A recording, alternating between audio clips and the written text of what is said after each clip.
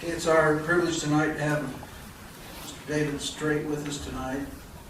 To me, he's one of the foremost people that knows what we need to know and how to do it. So we'll turn the time over to David Straight from Bend, Oregon.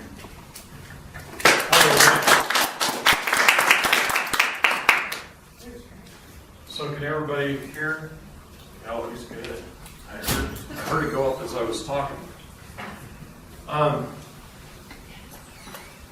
The biggest thing is we got a lot of different people in the room at a lot of different levels in this process. And the most important thing is, like any school, we've got to have the basics. We've got to have the basics of what we're talking about, or we can't move forward. So I'm going to try and cover a heck of a lot in 3 hours. I don't know if I can do it. Usually I talk a lot longer than that. I'm going to be tripping over that, I'm sure. Excuse me, David, just a second. We'll take a break at 7:30 for those that are worried about that, like me. Okay. You just tell me when. Okay. So one of the biggest problems I've seen with people across the United States is when they start getting into some of the groups, the Patriot groups, the 3%er groups, all kinds of different groups all over the country, constitutional groups, is they tend to abandon one jurisdiction and jump into the other. And that's kind of a big problem, because all three jurisdictions have their place in what we do. Okay? And a lot of the Patriot groups and the 3%ers and those kind of people, I love them all, because I love everybody who stands up and says something, because those are the people that are not only looking out for themselves, but they're looking out for others. So the more people stand up, the happier I am, okay? But a lot of the Patriot groups and the 3%ers, they've got a few things backwards, like I had when I was recently out of the military. You know, you live your whole life towards patriotism. You go to the baseball games, you sing the song, you pledge your allegiance. But until you start learning and you have a real deeper knowledge and understanding about it, you begin to realize that you're pledging your allegiance to the very organization that is terrorizing you, the tyranny that's terrorizing you. Now, is it bad? Was it created improperly? No.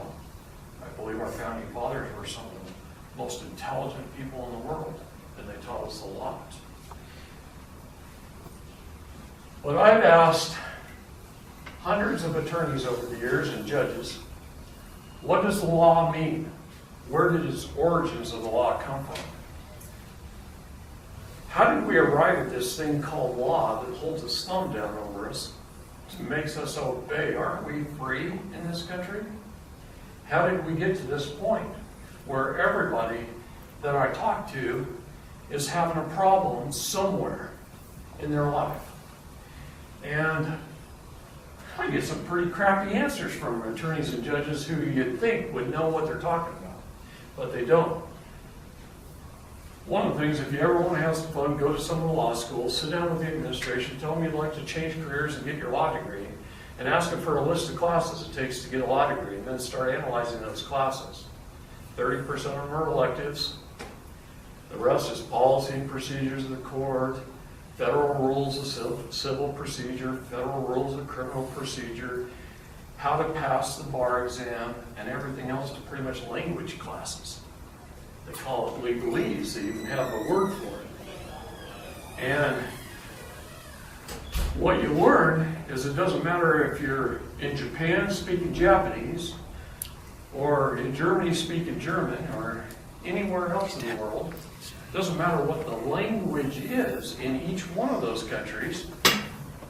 Different words in the same language, like in English, determine which jurisdiction you're in. So the words we use get us in trouble because they don't teach us the differences in those words, in that language. So it gets us in trouble with the law. So to answer the question, I started researching.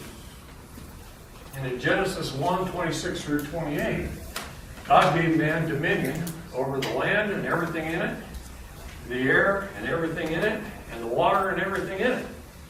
He gave man dominion over all three, and these became jurisdictions of law that were set aside by the Vatican in what we know as the first three testamentary trusts.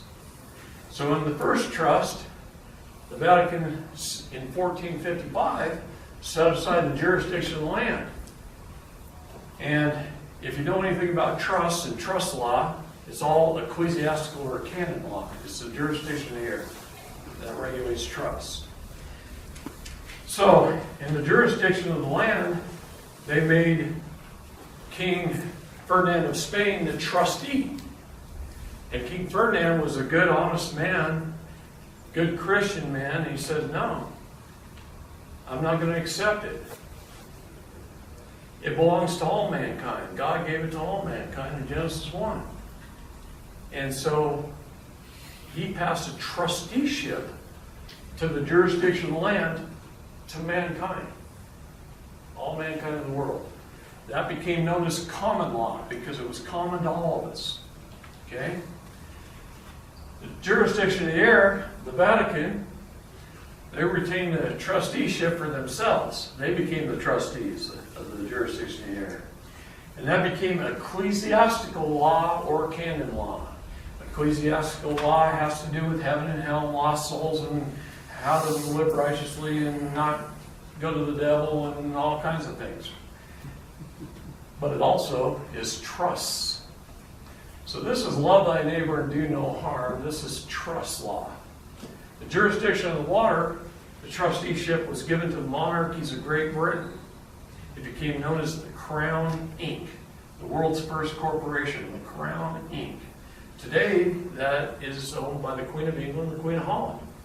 And it became admiralty law or commerce law. Yes.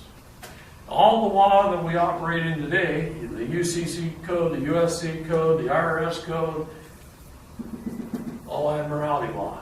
This country changed. It was founded on common law, changed to admiralty law, 1934. Okay?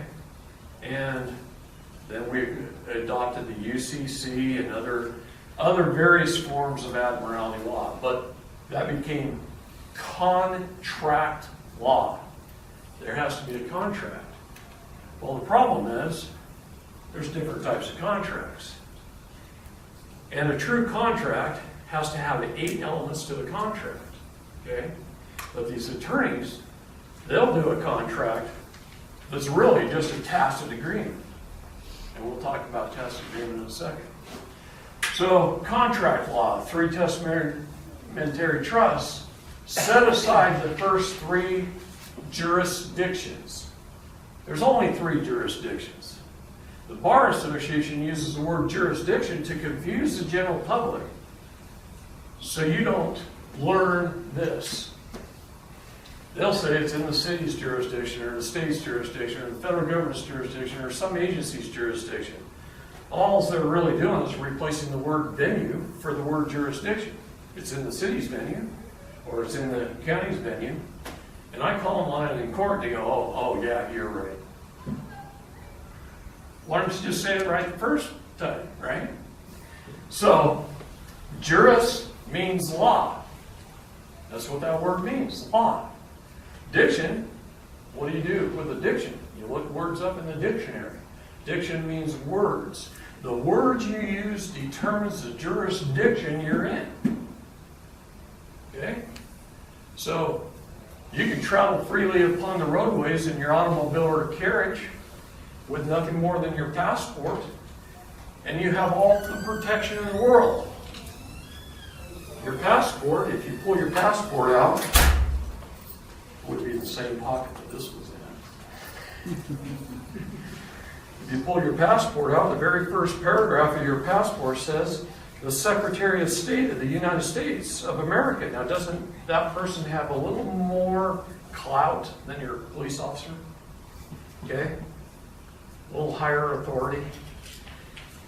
Hereby request all whom it may concern, to permit the citizen or national of the United States named herein to pass without delay or hindrance, and in the cause of need to give all lawful aid and protection. What does that say? When a police officer walks up, well, first of all, he puts his red lights on behind you, right? You're going down the highway a little fast, he puts his red lights on behind you. He actually is committing a felony the minute he flips his lights on. He is creating an emergency where none existed, and that is a felony. It's against the law. But they know you don't know that. They didn't tell you. But he created a felony where none existed. Hi, guys.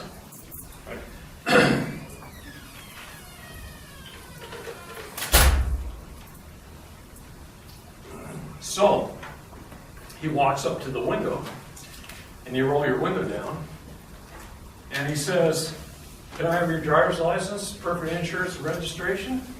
And if you just gather them all up and hand them to him, he's got tacit agreement of you being a citizen. Just from the mere fact that you handed it to him when he asked. Why? They're taught how to get tacit agreement of these three things within 60 seconds. And so is a judge when you go to court.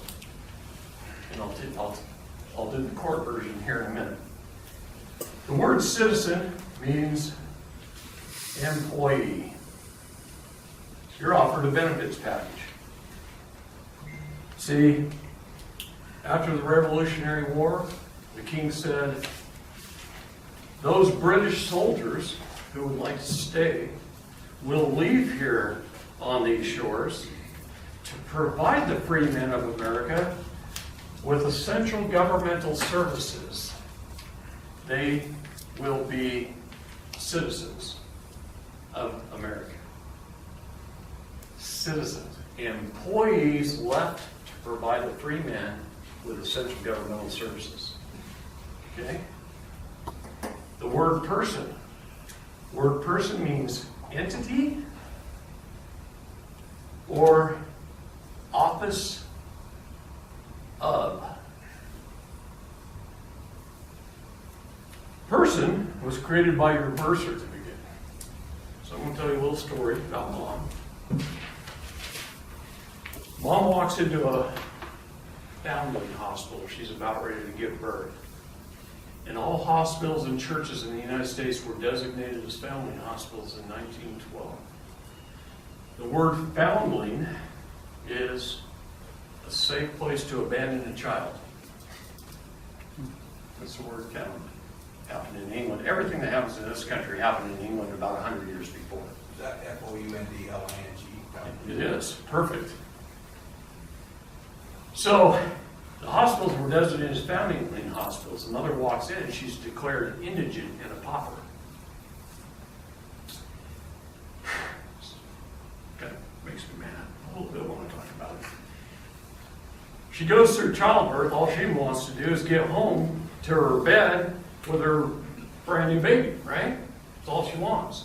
Well, she's just gone through a period of duress, a major medical procedure called childbirth, probably under the influence of painkillers, and they hand her some papers to fill out and tell her, this is just to give your baby a name and get her registered.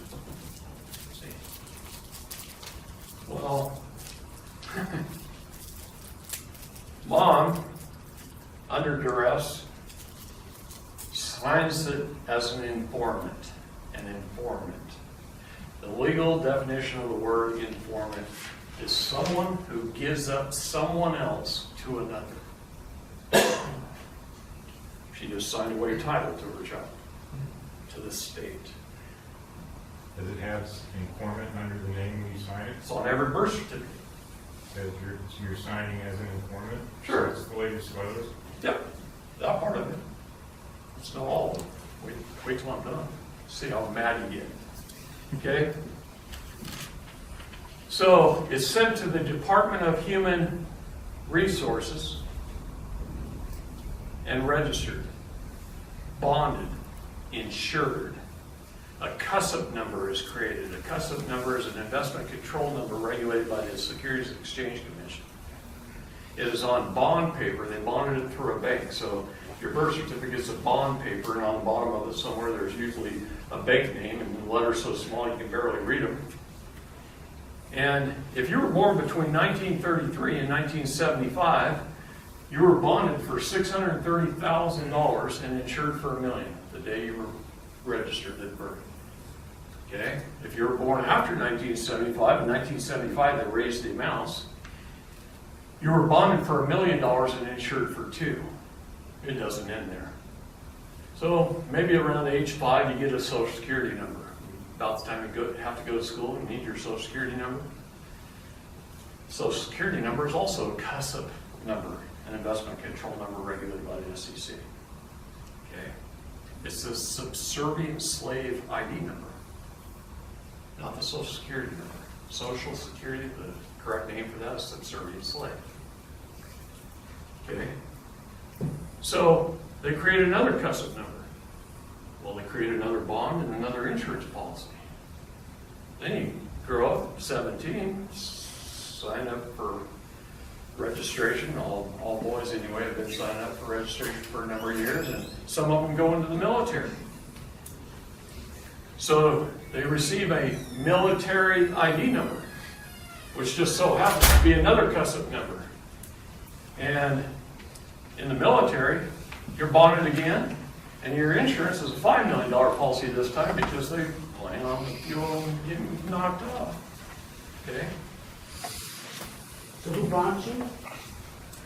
The United States government, through the Treasury. Is that what the Bank of England? No. We'll talk about that. On my birth certificate, it's American State Bank. Some people, it's the Great Northern Bank, on and on and on. Various banks. They just go to the bank for a bond. Okay? And we'll talk about what the bond is and that kind of stuff. So we'll get into it. But if you get an advanced degree in college, like I have several times, those student ID numbers are also CUSIP numbers. See, they figure the more educated you are, the more money over your lifetime you earn, they bond and insure you again. So some of us have 5, 6, 7, 8 life insurance policies on us, in our name. And every time they create a CUSIP number, that's all sold in the open market, buying and selling it. I can go to a website and type in any of your Social Security numbers, your birth certificate number, your military ID numbers, and I can show you what companies are buying and selling you today. And you know what? It doesn't end there. Even when you die, your Cesta QB Trust, can I write that down somewhere?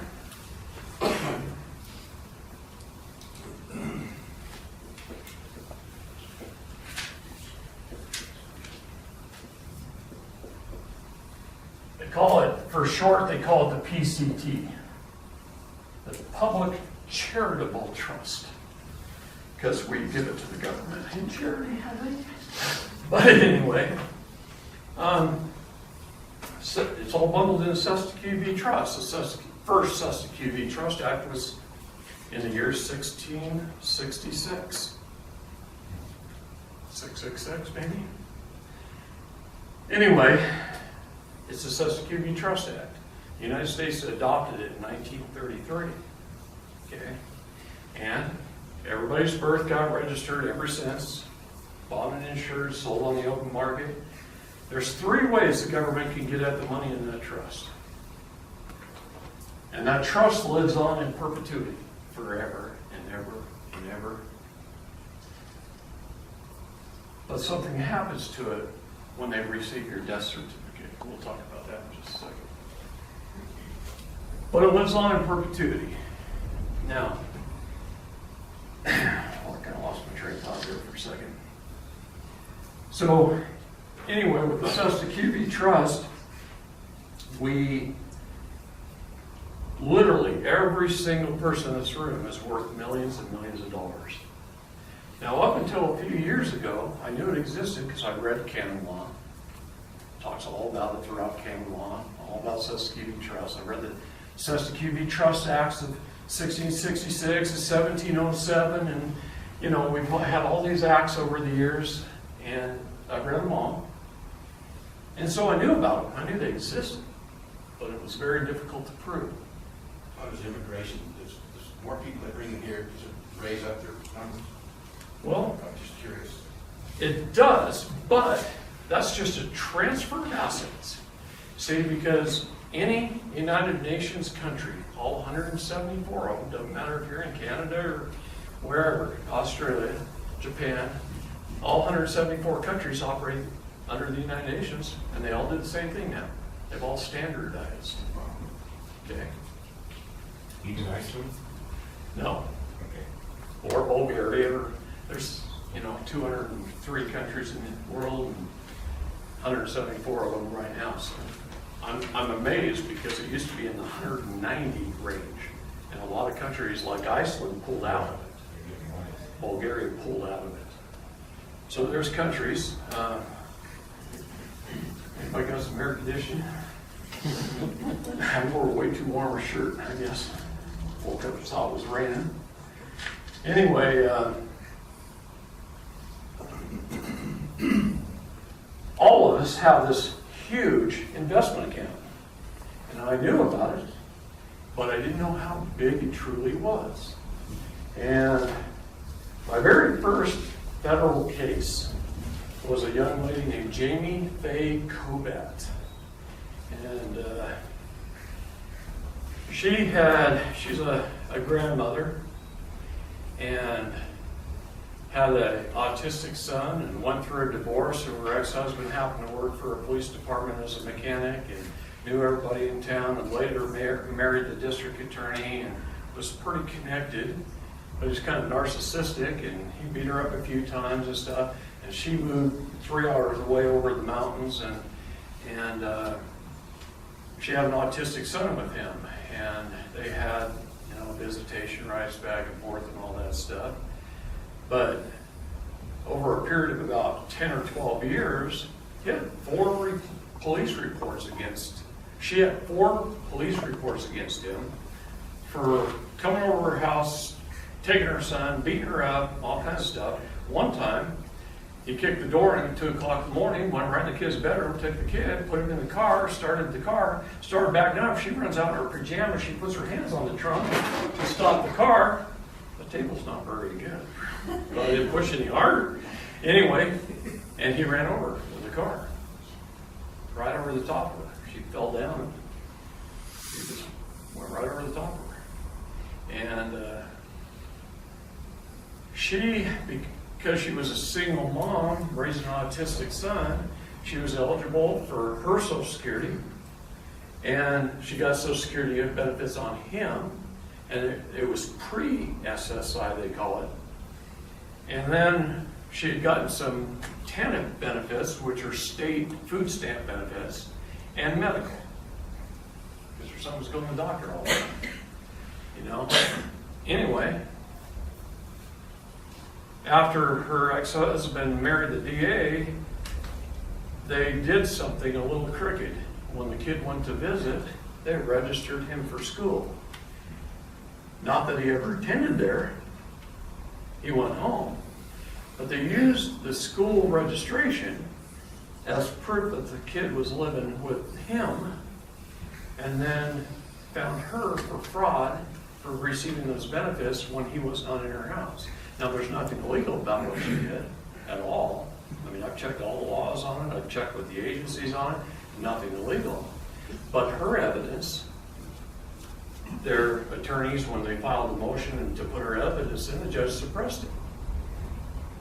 When her attorney asked for witnesses to testify, they suppressed all of her witnesses. This is known as railroading, to lead somebody down a narrow path or rail to a predetermined outcome or conclusion. And then when she finally went to trial, the prosecutor spent 3.5 days prosecuting her, making her look like the worst person on earth. Not one single first-hand witness, just a letter from her ex-husband. He didn't even show up in court. One letter. No real proof, no nothing. Denied all her evidence, denied all her witnesses. She got, her trial was 4 days. 3.5 days of prosecution presented their case. She got 2 hours, jury deliberated, came back in about an hour, got her guilty on all 4 counts. I met her about 30 days later, after the trial, after she had been found guilty, but before her sentencing. Okay? And we went to work. Her and her husband came up in a motorhome, parked in the Walmart parking lot, and every day I drove over there and I taught her, started teaching her, started going through her evidence. I got 300 pieces of evidence on her behalf, including affidavits of witness testimonies that the court during her trial denied, but I got put onto the record. See? And then we show up for sentencing, and we went through sentencing. In the very first sentencing, we got 2 of her charges dropped immediately because we kind of paid him in advance. All right? He knows this story because I spent time telling him, but Very good. paid him in advance. So we get into the sentencing here, and I said, wait a minute, you know, these are paid in full. You can't charge somebody for something that's already paid. So he dropped 2 counts right away. And then he suspended sentencing for a month. And we went after him some more, and so on and so forth. Now I do it kind of all in one shot, what I used to do in little pieces, okay? But, make a long story short, all 4 of her felonies went away, and she's home today, and she calls me every day and tell me thank you because she was going to get 20 years. So, can it work? Yeah. What did we do? First thing we did is file an affidavit of repudiation of citizenship with the State Department. That's what the United States Code says you have to do. Most of these people that are trying to say they're American state nationals have never done that, therefore they are not American state nationals. Now I'm going to qualify that. They really are. They never were citizens in the first place. See? But the government holds us to a tacit agreement of this. So I told you how a police officer gets your tacit agreement of these 3 things in the first 60 seconds. He says, give me your driver's license, proof of registration, and insurance. You hand them to him. You got a tacit agreement that you're a citizen. All he's got to do is look at your driver's license and your name spelled in all caps. It's got your address on there with your zip code. Now he has a tacit agreement that you're a person or resident. The legal definition of the word resident is someone there temporarily to do business. Stupid. Someone there temporarily to do business. By the very use of your zip code, the federal government put you in Washington, D.C. There's 325 million of us that all live in Washington, D.C. Every time we use the zip code, put it on the letter.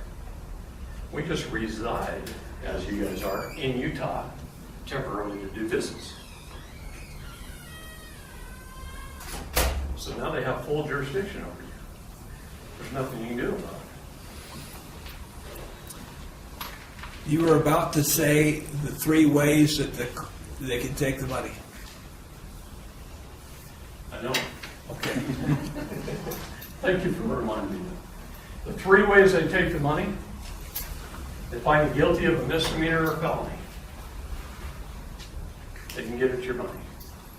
They take your kid because they own it. They have title. Do you understand what happens when CPS knocks on the door?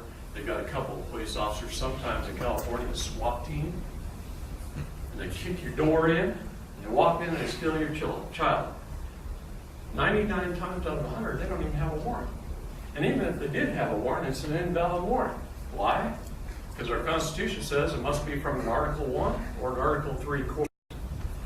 The warrant must state the address to be searched, the specific location to be searched, like I'm going to search her bedroom or his bedroom, and it's supposed to say what they're searching for. Drugs, things like that, okay? Whatever.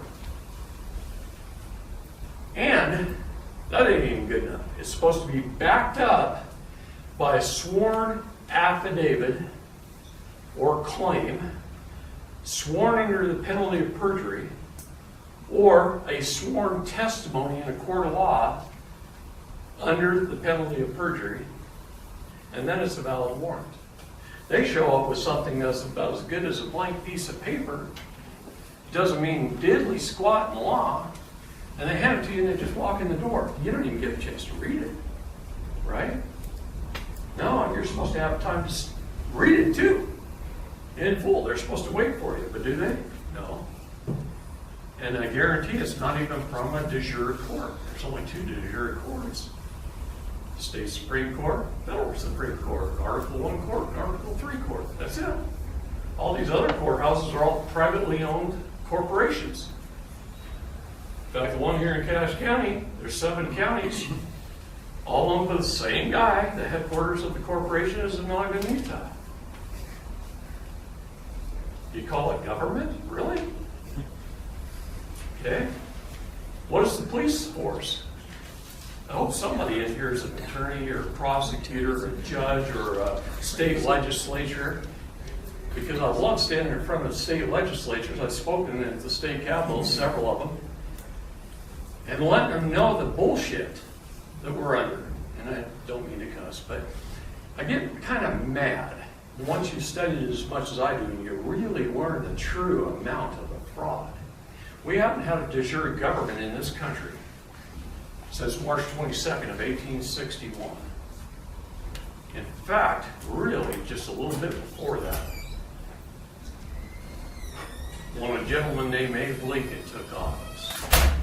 See, Abe Lincoln is not the wonderful president that tells no lies and chopped down a cherry tree that we're all led to believe, right?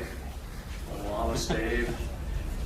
Little children are taught to put on a play 407 years ago, right? Do you know the Gettysburg Address was a trust? If you know what trusts are, what the elements of a trust are, you can read the Gettysburg Address, and it was all laid out as a public trust. Okay? Lincoln was a pretty good attorney. But, you know, he was the governor of Illinois before he ran for president. And he was a follower of Karl Marx in 1848, and he ran for president several times and lost. Why? Because the people didn't want him to be a president, because he was a communist. If you read letters and journals of people who lived during the time, that's what they said about it. And he passed several communistic laws. Lips are sticking together. And when he was governor of Illinois. That's why Illinois is still screwed up today. Okay? And that's why the United States is still screwed up today. You know, I grew up to worship Abe Lincoln. I thought he was awesome. And the little kids are taught persistence. You know, he ran for president 6 times, but he finally made it. So you guys just hang in there. So they're taught persistence by Abe Lincoln, by our school system. Everything is taught in school is a lie. I could go through their historical textbooks and show you that it's all lies. Why? Well, now I'm getting off the subject. I'll tell you in a minute. So, they get this tacit agreement. So how do they get a tacit agreement in a court of law? Let's just pretend it's a courtroom. I'm the judge, okay? The court starts at 10 in the morning. You guys are all sitting there at 9:45 twirling your thumbs, waiting for the judge to walk in. He turns the doorknob to walk in, and the bailiff says, "All rise for the Honorable Judge, David Strait." And everybody jumps up off their seat, stands up. You just got a tacit agreement that you're a citizen, because employees stand when their boss walked into the room. Isn't he our public servant? Didn't we elect him to be a public servant? Or maybe he was appointed to be a public servant, depending on the court, okay? We, the people, are the boss. We don't stand when the judge walks into the room. First of all, he's not a judge. Not in any of these lower courts, only in the state Supreme Court and the federal Supreme Court. Then they're judges. And in that room, I will call them a judge, or Your Honor. But in the lower courts, it's Mr. Administrator. Okay, and I'll tell you why. What is the legal definition of the word court? If you look in a legal dictionary like Black's Law, 4th edition, or Beauvair's, it says see bank, see post office. All courts in the United States were created as United States District Postal Courts. If you walk into a post office, you can buy a money order that is backed by actual silver and gold, real money, today. Because all post offices, Benjamin Franklin set them up as banks. He set up the post office in the United States. So all post offices were banks, all courts were banks and post offices. If you look up the word judge, it says see banker, see postmaster. But if you look up the word attorney, it says see actor. See actor. Might as well be Brad Pitt or Tom Hanks or Tom Selleck. Doesn't matter. And a lot of them win some Oscars. They're good at it. They became excellent wordsmiths. Okay? They learned the language. They spent years in law school learning language. And it even has a name. It's called legalese. Doesn't matter what language it's in. English, Japanese, French. Doesn't matter. Okay? Each of these jurisdictions uses its own words. And if you learn the language and you say the right words, you stay in that jurisdiction, you take ownership of it. Mankind was given the dominion, we have dominion over all 3 jurisdictions. So you learn language, like traveling upon the roadways in an automobile or carriage.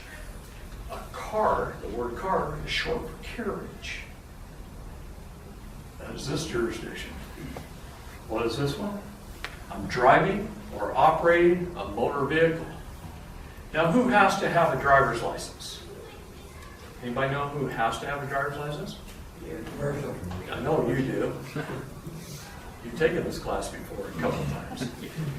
Okay, it is somebody driving an Uber, a taxi, a bus driver, school bus driver, somebody employed to do it or charging a fee for their service.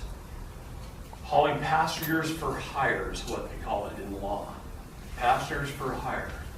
A truck driver, somebody hauling goods or services for resale for international commerce. Not the ones that go from Salt Lake to Logan and back to Salt Lake and to Logan again and back to Salt Lake. You know, it's ones going to Idaho or to California. Interstate commerce. Each state is an independent nation state, united for a cause, so that our federal government could provide the states, the people thereof, we the people, with 19 essential governmental services. 18 of them are clearly listed in the Constitution, and 1 is in the preamble. But there's 19 essential governmental services that we agreed to pay for, and they agreed to provide. How many do they provide us with? Thousands. And they force us at gunpoint to pay for it. Right? So how do they get at the trust money? Misdemeanor or felony? If they take your kid, they can have both the husband and the wife's trust money. And if you die, when you die and they receive a death certificate, your estate is balanced. Let's talk for a second about Federal Reserve notes. Okay, they're called legal tender. If you read books like Modern Money Mechanics, put out by the Federal Reserve of Chicago, wrote that book. But each reserve writes their own book. They all say the same stuff. So read one, read them all. Okay, legal tender.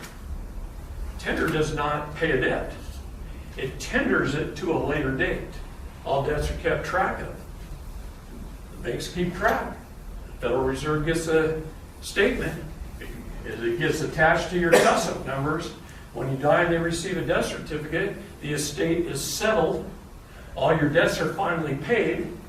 Do the companies you have the debts with get paid along the way? Yeah, because they just go use this with somebody else that they're doing business with. So they're not injured. But the IMF, they just print up the money for about 3 cents.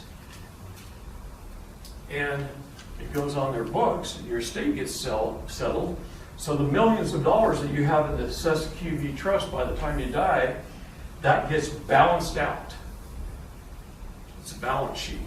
The debits and credit gets balanced out, the state probate settled, the state settled, and a sweep account is created. Trust lives on in perpetuity, it lives on forever. They just create a sweep account. What is a sweep account? Anybody know? If you go to your bank, you open a checking account, and a savings account, you say, I'd like my savings account to be listed as a sweep account. You write a check or something, asks for a payment of, say, $97. They take $100 out of your checking account, they move 3 of it into savings, and people use it as a forced savings plan. So this remains, the balance remains the same, but it's still invested out there on the American economy, and by the time you die, it's worth hundreds of millions of dollars. And the sweep account is taken and it goes right in the treasury. They call that off-book funds. And if you look at the GAC reports and others, you'll start to see where the money is. See, our federal budget's about $4 trillion. And out of income taxes they collect, corporate and business, personal, they collect about $900 billion. Where'd they get the rest? Well, there's almost $3 trillion left. Where'd they get it? Okay, the Chinese. No, they don't. Chinese have the same problem. They print it? No. They take it out of our SSQB trust. In fact, the Department of Fiscal Services says the Department of Justice is the biggest contributor to the federal budget by far. By far. In fact, the $990 billion isn't even there. All that went directly to the IMF to pay for interest on our bankruptcy. So no taxes go to our federal budget. That just goes to the IMF for interest on our bankruptcy. Everything of the federal budget comes out of SSQB trusts. Now, the Department of Fiscal Services says the Department of Justice is the biggest contributor by far. Where do they get their money? Our court system throughout the United States. See, when I was doing Jamie Faye Kobat's case, we started researching fidelity, and I showed him all the documentation this morning. And we went through all the paperwork, and I showed him all the treasury bills that had been cashed in, and it was 300 here at 25,000 a piece, and 100 here at 10,000 a piece, and pages after pages after pages of them as they were liquidating her trust, so that they could take money out of her account, and it was liquid capital when the court found her guilty and sentenced her. And we saw exactly how much her account was worth. You remember? It was, 28 billion. yeah, something like that, yeah. Then it went up to 35 billion because we extended the sentencing date. Just one little grandma. That's how much was in her account.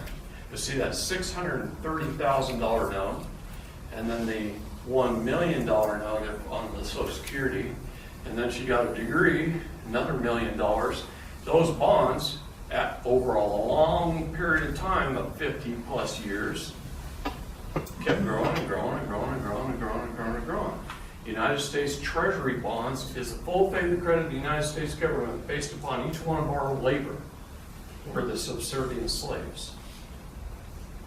If that doesn't make you bad, I don't know what else will. It sounds like a pipe dream, but when you see the real figures, I mean, we never hear anything about any of this. No. But see, I can show you all the documentation and all the, I went through pages and pages of documentation with him and Jim this morning.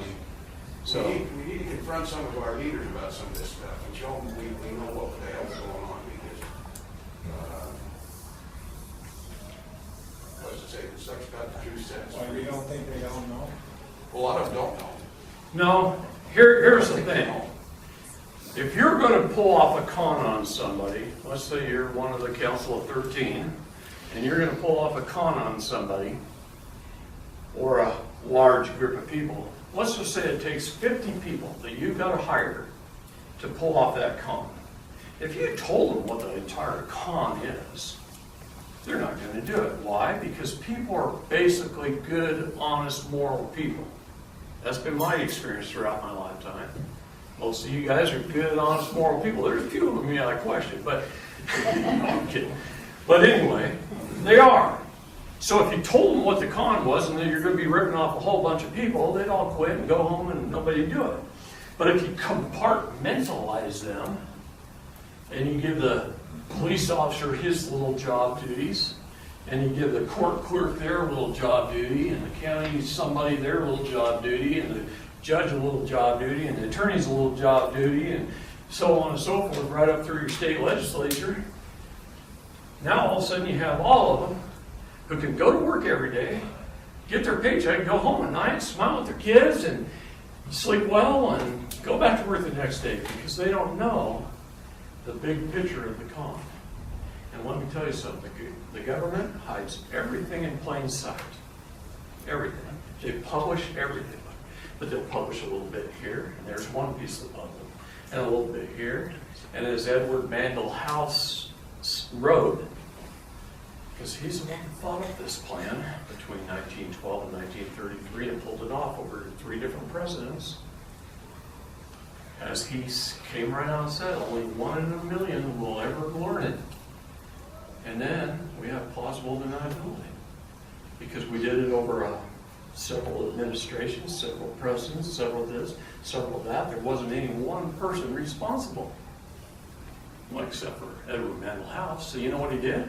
He refused to take a position in government. So he wasn't responsible, right? But he's the one that gathered all the bakers up at Jekyll Island. They created the Federal Reserve under the Aldrich plan. Big octopus. And he's the one that had Woodrow Wilson's ear. See, he was a big oil man from Texas. And he had Woodrow Wilson's ear, and he got Wilson to sign over the government. Wilson's last speech, he stood up and said, if there's only one thing I regret as being president of the United States, is that I gave away our country to a small group of greedy men. He admitted giving away our country. During that time, they created foundling hospitals. The whole plan, it had to start from foundling hospitals, and it worked its way right up to Eisenhower and his New Deal. And we have the whole Cesta QB Trust Act to thank for it. So his whole plan was a con job. And so many people pulled it off that everybody had their own little compartmentalized piece. Nobody actually did it. Who do you hold accountable? Right? And you can't hold him accountable because he wasn't in the government in the first place. And he was in the White House every day for about 20 years. But he didn't need the money, so he refused to take a federal position. See? So, anyway, where am I going with this? It's too hot, I can't think. Kick off your shoes. Huh?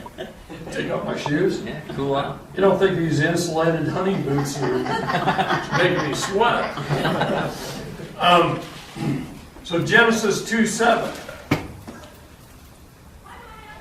And I, God, created man from the dust of the earth, and I breathed into his nostrils the gift of life, the breath of life, and man became a living soul. So what do we got to do? We've got to separate ourselves from here and be the state national that we were intended to be. All of our founding fathers were state nationals. We each lived in a nation state. We were a state national. State nationals were the arbitrators and creators of government. We, the people, created government. The U.S. citizen was created by government, by the 14th Amendment of the Constitution. They created government. They were created by government. A person, thanks to the Reconstruction Acts, Congress redesignated the word person to mean entity or office of. And a resident is someone there temporarily to do business. We need to inhabit the state we're in. We're all Californians, Oregonians, Utahns, Wisconsinites, Floridians, Massachusetts. We are the people of the state, we the people. We've never even done what it took, except not knowing any difference, so we mistakenly checked some box somewhere. But we've never gone through the process unless there was somebody born in another country in here that went through the process. Anybody? You're all born here? So none of us in this room has gone through the legal process to even be a citizen in the first place. But in the United States Code, it says we must repudiate it if we don't want it with the United States Secretary of State. Okay? And then we can jump back as a state national that we were intended to be in the first place and stop being this. Because the Supreme Court of the United States says, since governments chose to incorporate themselves, they must abide by all the same rules as any other corporation. The rules, codes, statutes, and ordinances and policies and even executive orders are not law. They are corporate bylaws. So can a Walmart employee show up at your house, kick your door in, and steal your kid with no due process of law? No. What would you do? Probably pop him right between the eyes if he was me. See, he's a trespasser. He's kidnapping. He's creating all kinds of felonies. Right? So they can't do that. But the Supreme Court says, since governments chose to incorporate themselves, they must follow the same rules as any other corporation. All right? It stopped being de jure. What is de jure? Of we the people. And became de facto. De facto is without fact. That's when they started coming up with the term. Government operates through the consent of the governed. If we are in jail, we consented to be there. If they took our kids, we consented for them to take them. If we have to pay a ticket, we consented to pay the ticket. Isn't it contract law? We are supposed to have a viable contract. So what do they make you do? Maybe sign the ticket. Nowadays they don't even have to do that. The attorneys have figured out that all they need is your tacit agreement to be in these certain things and do whatever they want to you with no due process. Doesn't contract law say contracts need to be fully disclosed before you sign it? Absolutely. And or you can make an addendum to the contract? That's before you right. sign it? Absolutely. But here's the problem. Ever since April 11th, 1953, the federal government took over our educational systems under the auspices of standardized testing and standardized students. And so a student in California is equal to a student in New York or a student in Florida. They all get the same textbooks. And they paraded a little lady named Jane Spalding around for 2 years to all the states. And Jane Spalding is the sweetest little, if you can picture the perfect teacher lady in your mind, close your eyes, picture her. That was Jane Spalding. Sweet little innocent lady. And they paraded her around the states under the auspices of standardization and that the states would receive federal money. So the states signed on to it. And she became the Secretary of the Department of Education on April 11, 1953. Well, 49 days later, they fired her and they put in Nelson Aldrich Rockefeller, a son of one of the most prominent banking families in the United States, a member of the Federal Reserve banking family. And his first speech, his acceptance speech, he said, "I consider this the greatest position in our government by far." And the camera flashes started going off. And they said, the reporter said, "You mean even more important than the President of the United States?" And he said, "Absolutely."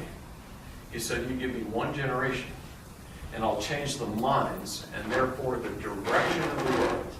And he did. Back by 1961, it was already changed and done. It only took him 8 years. She lasted 49 days. They paraded around for 2 years. Okay? What year was that? 1953. Okay? I think the Department of Education was created until Jimmy Carter in 1970. Nope. April 11, 1953. Look it up. James Spalding. Nelson Aldrich Rock. Okay. What are some other things that happened between 33 and 53? How many people think we won World War II? Just dropped a bomb on Hiroshima, right? We didn't win World War II. We signed the United Nations Treaty. Every country we were at war with was a member of the United Nations. Even us. We were members. Germany was members. Japan was members. We signed the United Nations Treaty. Ended World War II. Well, what happened then? We gave them Manhattan Island, where you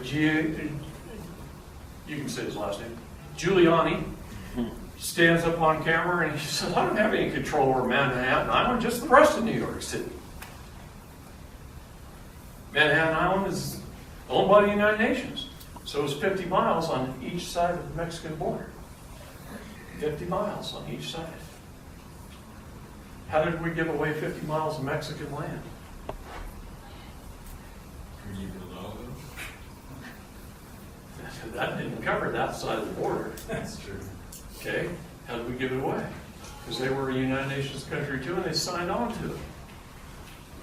Now, do we know about it?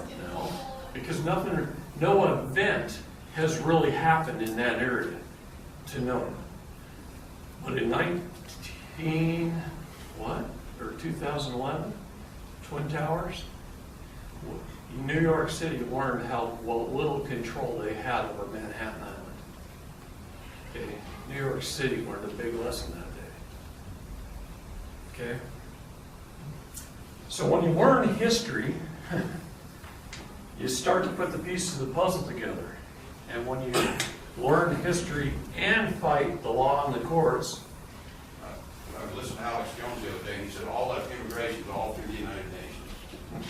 They want to bring 600 million refugees to the U.S. by the year 2050. The Secretary of the Treasury is not paid by the United States government. They're paid by the IMF. Okay? What was his comments? I didn't quite hear.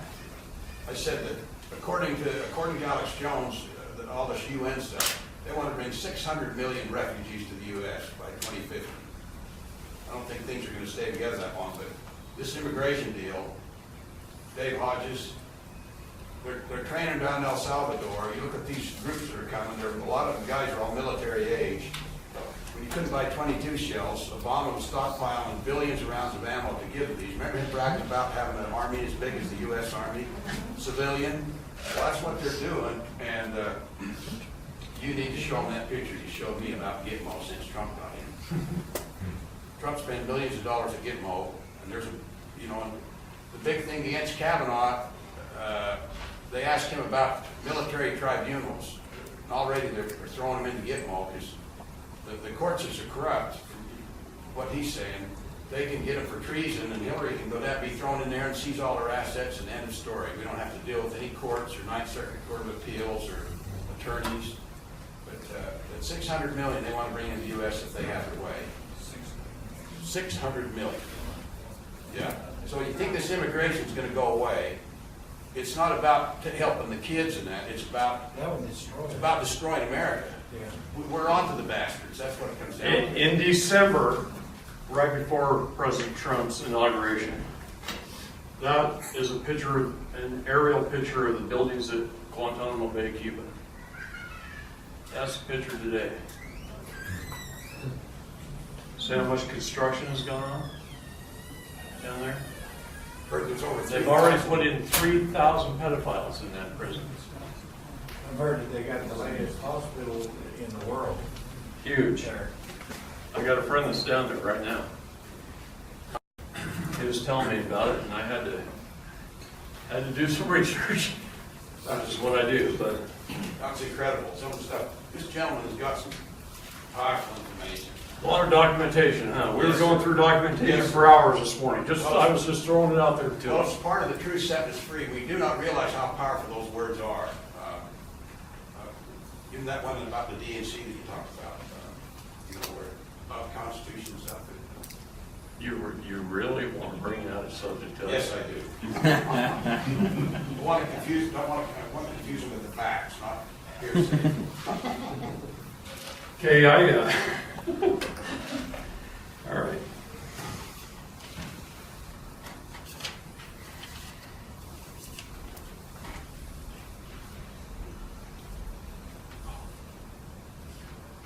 I'd like you to tell us what goes on at your death with this trust account.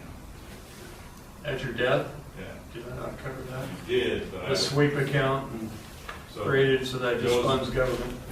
all goes to the IMF, or who's it go to?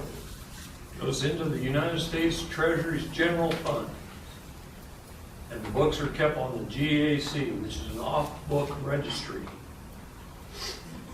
So it's not traded with the stock market? Prior, when it's in the Sesta QV Trust, it's traded. So But not the anybody money can own pulled. that paper? Huh? Anybody can own that paper if they buy it? Sure. What about yourself? Buy an internet connection on this, I'd show it to you right now, but I don't. I'd have to do it on my phone. Nobody can see it anyway. But you can pull up fidelity.com and work your way through their website system and find it eventually. But you can go on gmeiutility.org, and it's pretty easy to find.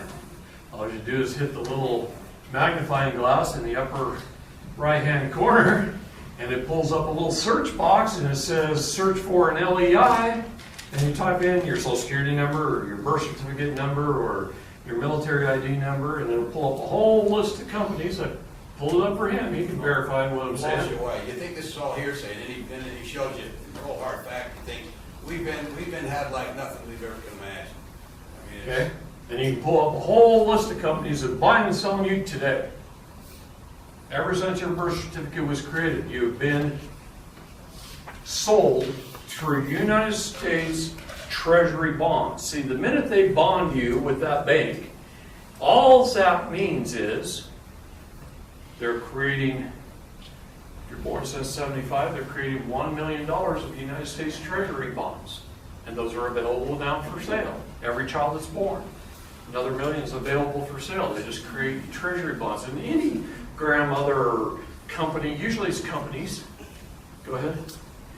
Where does the bonds and trusts go when you become state national? They still exist. Do they still trade them, even though you are a state national? Lives on in perpetuity.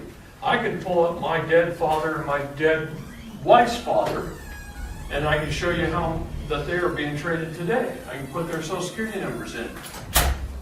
It lives on in perpetuity. My dad's been dead since 1989.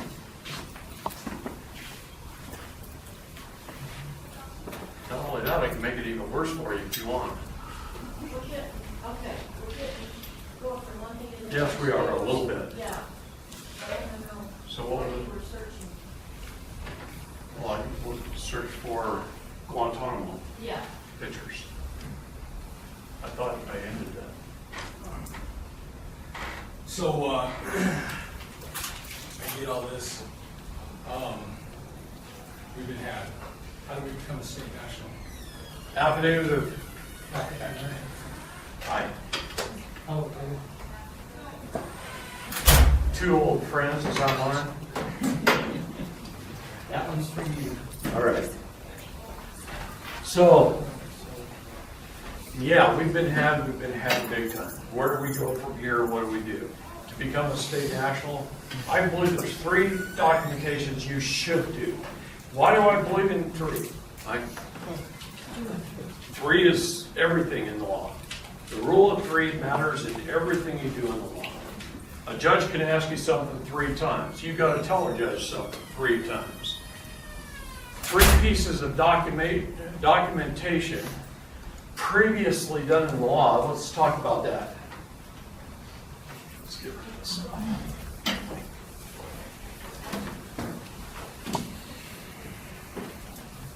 There's scripture that says in the mouth of 2 or 3 witnesses shall every word be established. Right. Rule of 3 matters. So,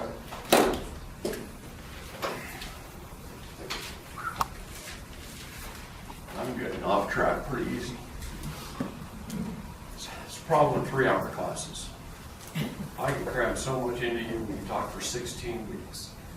I can stand up here for 16 weeks straight and talk to you, and I couldn't tell you everything. I've got 300,000 pieces of documentation on this computer on the iCloud. 300,000 plus pieces, more than that now. So, rule of 3. What was I getting at? 3 elements of trust. Okay, thank you. The 3 documents I believe you need. United States Code says you must do an affidavit, I'm going to shorten this, of repudiation to the State Department, Secretary of State. Secretary of State. Man, I came up with it. All right. Been talking for 10 days straight. We don't have a Secretary of State, so who do we go to? Yes, you do. It's the United States Secretary of State. Oh, the United States, okay. United States Secretary of State. What used to be John Kerry and Hillary Clinton, you know who it is now? Anybody know who it is now? Pompeo. Okay, affidavit of repudiation. If you have the ability to, and most of us Mormons do because we're good at genealogy, you do a patent of nativity. I can show you mine.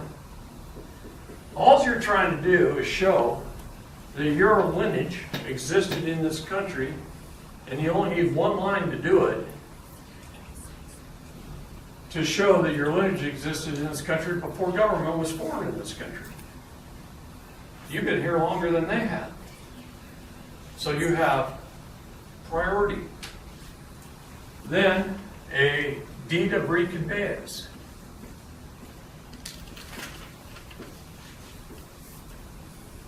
A deed of reconveyance. What is that? Simple. Take your dog Latin glossa name. Dog Latin glossa. Anybody know what dog Latin glossa is? I'm sure most of you do. It's your all capital letter name. All capital letters. You were registered at birth as a vessel. As a vessel. You came through the birth canal. You delivered at the doctor. You were issued a bill of lading. You were taxed. Okay?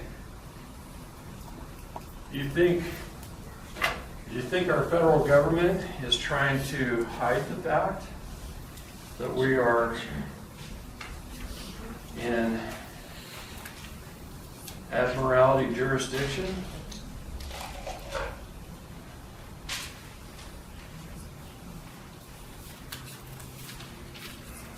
Can't be that far back, come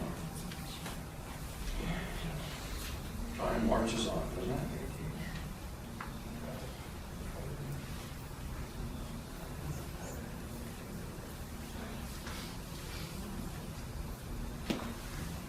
Deed of reconveyance, are you conveying yourself back to the land? You are. You're taking all your all caps name. Do you think the federal government is hiding the fact that we're in admiralty law? That's a brand new federal courthouse in Miami, Florida under construction. Where's that? Miami. It's a ship at 4 docks. Okay? That ain't the only one. Start looking at it. Get on Google. Start looking at some of the pictures of the federal courthouses. Even the Portland, Oregon one, which has been there forever, it's just a square building on the outside. But when you walk in the lobby, you walk through the front doors of the building, it's 6 stories tall of glass, open atrium in the inside, but the wall of all courthouses is curved like a shit. And that building's been there 100 years. Okay? Take your own camp's name and what? So your all caps name is you take your all caps name and spell it every which way you think you can. See, in the military, they put your last name first, middle, first name, middle. You want to spell it in full. You want to spell it with your middle initial period. You want to spell it every way you can think of spelling it. And you put it on our deed of reconveyance, and you go file it with your county, and you get a county stamp on your copy. Okay? Why? Why? Because this is what we were really getting to. Now, is that filed with the county attorney's office? No. County recorder? County recorder's office on the land, just like deeds and are filed. Okay? County recorder.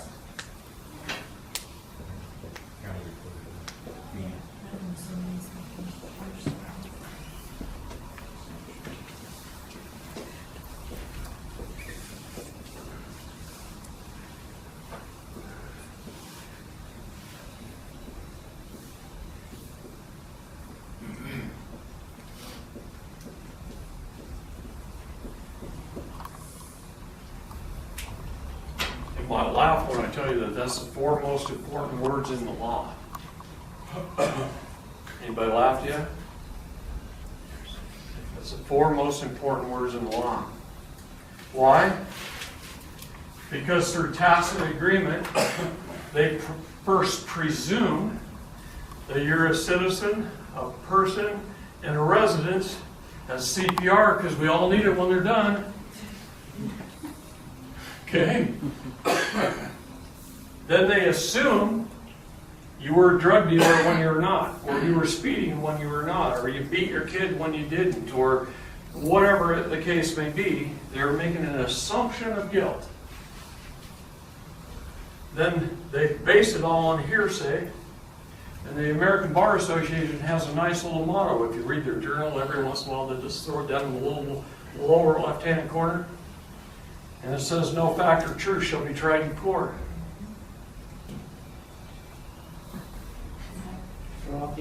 What? Not any reaction on you guys? Y'all dead? No fact or truth shall be tried in court. See, you hire an attorney, like them or not, they might be your next door neighbor and your best friend, okay? But the minute you hire an attorney, you're declared incompetent, a ward of the state, unable to speak for yourself. You automatically are a citizen, person, and a resident. See, in the law it says, under attorney, who can an attorney represent? You look that up in the law. It says an attorney can represent a corporation, an entity, a minor, somebody infirmed, or somebody incompetent. Anything excluded from the law, it does not belong there. That's a rule. Anything excluded doesn't belong there. So it only says what? A corporation, an entity, a minor, somebody infirmed, or somebody incompetent. Does it say a man or a woman anywhere? An attorney cannot represent a man or a woman. They cannot represent a man or a woman. That's why they represent you under your person, your persona. Anybody starting to get pissed a little bit? Been for a long time.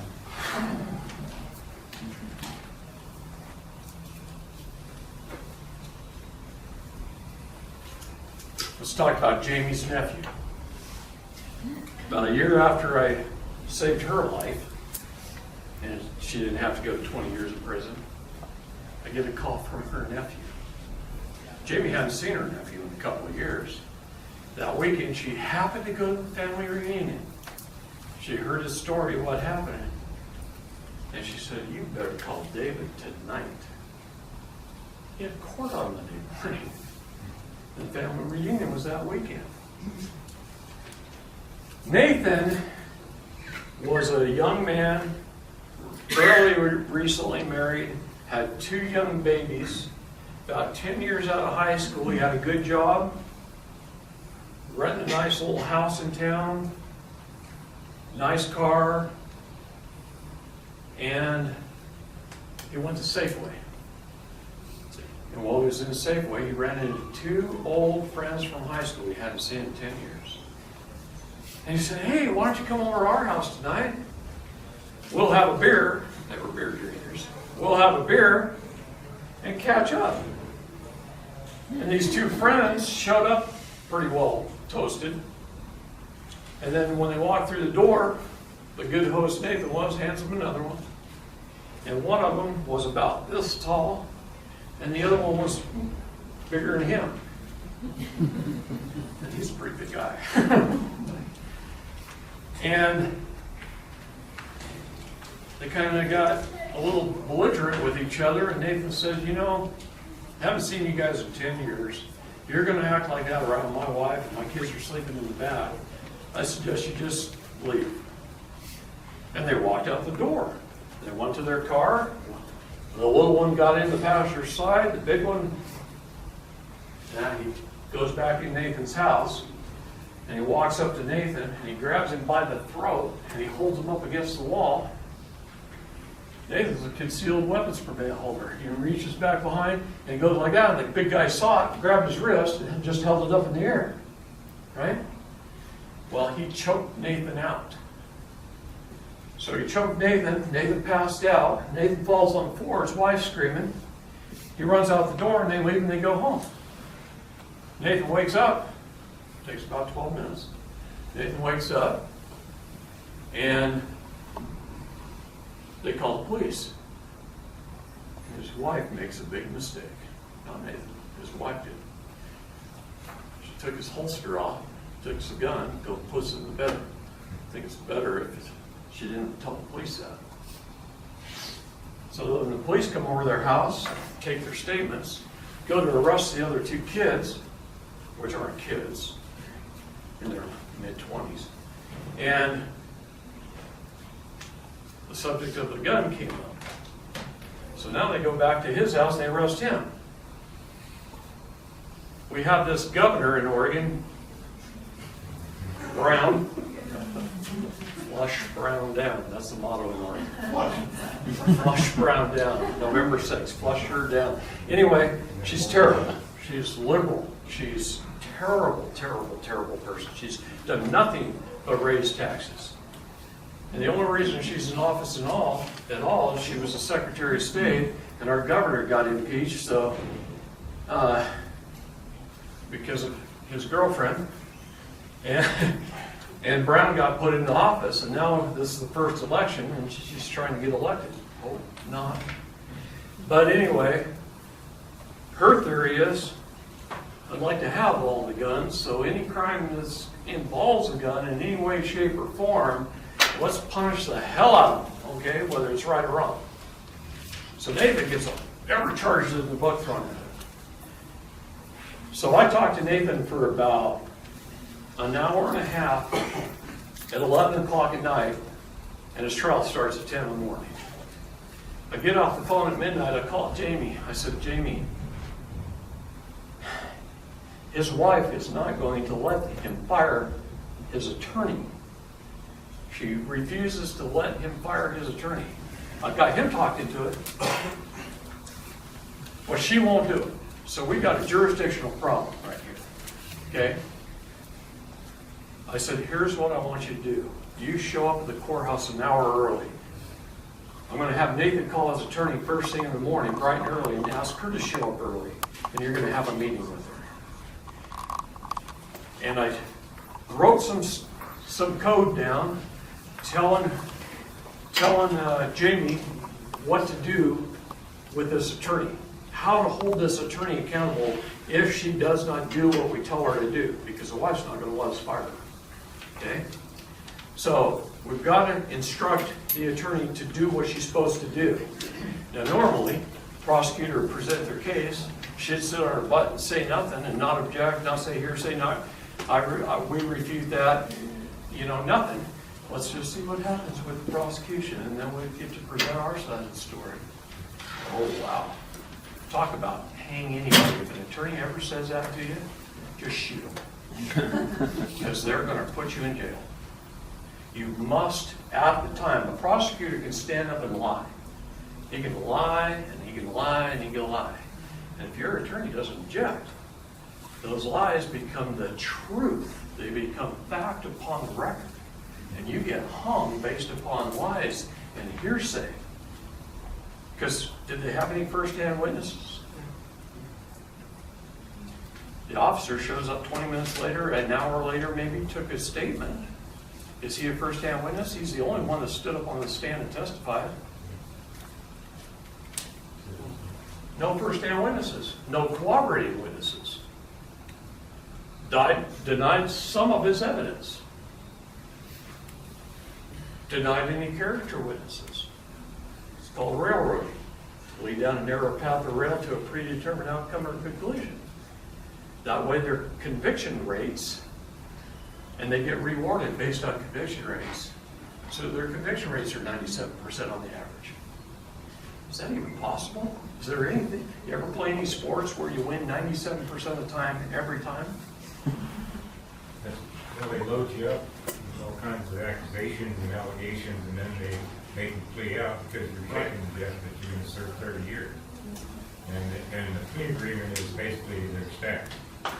Right. They loosen up. Well, the plea agreement is a contract that railroads you into court, into jail. So, it's all contract law. Everything in a courtroom. Man, I've reviewed hundreds and hundreds and hundreds of cases, and they almost never have a first-hand witness. No fact or truth shall be told to court. Shall be tried in court. Once in a while they do have a first-hand witness, but one's not good enough. Gotta have two. So almost every case somebody goes to jail doesn't belong there. One of the reasons we do jury trials, not a trial by jury. See, in a jury trial, regardless of what the jury actually says, the judge can overturn it and do other things. But in a trial by jury, the judge can't overrule the jury. Okay, so that's the difference. Never ask for a jury trial. Always ask for a trial by jury. Oh, no, wait a minute. It says a jury trial must be of your peers. Look up the legal definition of the word jury of your peers. What does that mean? It means somebody from your own neighborhood who knows your character and your situation in life. What does the prosecutors do if anybody coming in for jury duty actually knows who you are? Get him out of here. He might like the guy, or he might know that he's an honest man. You see? Now, if they know you're the scum of the neighborhood, that might not be a good thing. Okay?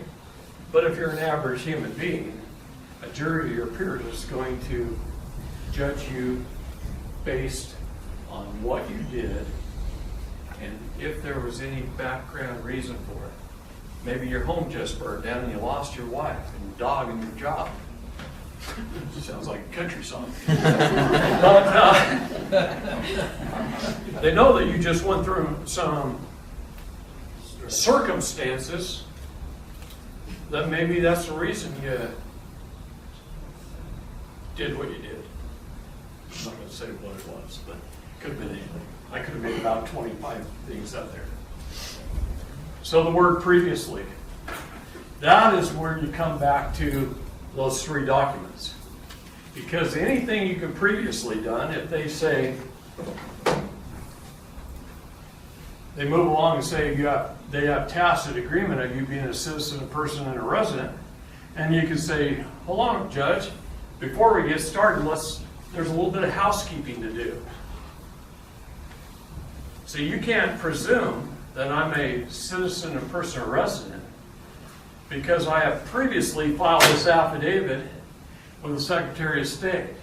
And I've previously recorded my patent and nativity upon the land and my deed of reconveyance. I've done 3 things to prove that I have the intent not to be a citizen, person, or resident. CPR. I don't need CPR. Okay? Because if you need CPR, you're going to jail. So, that is why these are the 4 most important words in the law to learn. They hold you by presumption, citizen, person, or resident, assumption of whatever crime it was they say you did. They're trying you based on hearsay and previously. So let me finish Nathan's story. We told his attorney that we are going to hold her accountable to criminal charges of this. I gave Jamie a list of criminal charges that we're going to hold her accountable to if she does not repudiate, refute, rebuke, object to, yell hearsay at the top of her lungs to every word that comes out of the prosecutor's mouth. And Jamie's going to sit in the courtroom and go like this and just watch her. Okay? And Jamie did. She sat in the courtroom and watched her. When the trial was over, she grabbed her little like airport suitcase on wheels and she ran out of that building so fast it wasn't even funny. But I'll tell you what, she did what we told her to do. The jury deliberated for less than 10 minutes. Came back out, found him innocent of all charges. The state could not prove their case. Nathan went home free.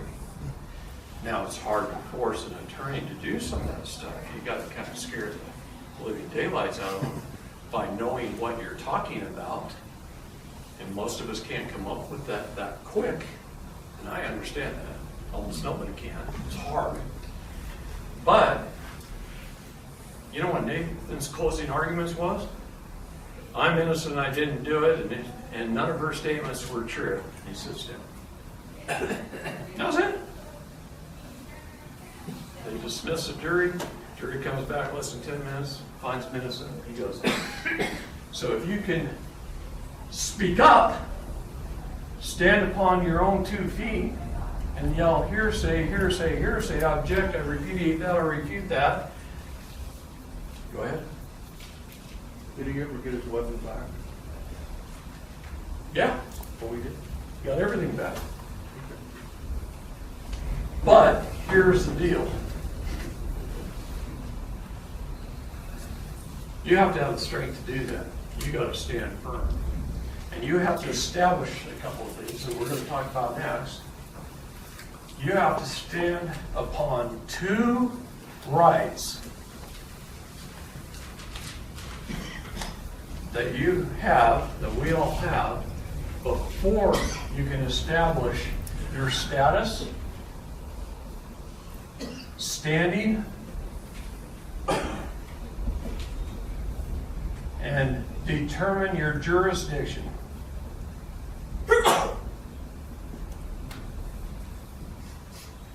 What are the 2 rights? Now, you got some of you know.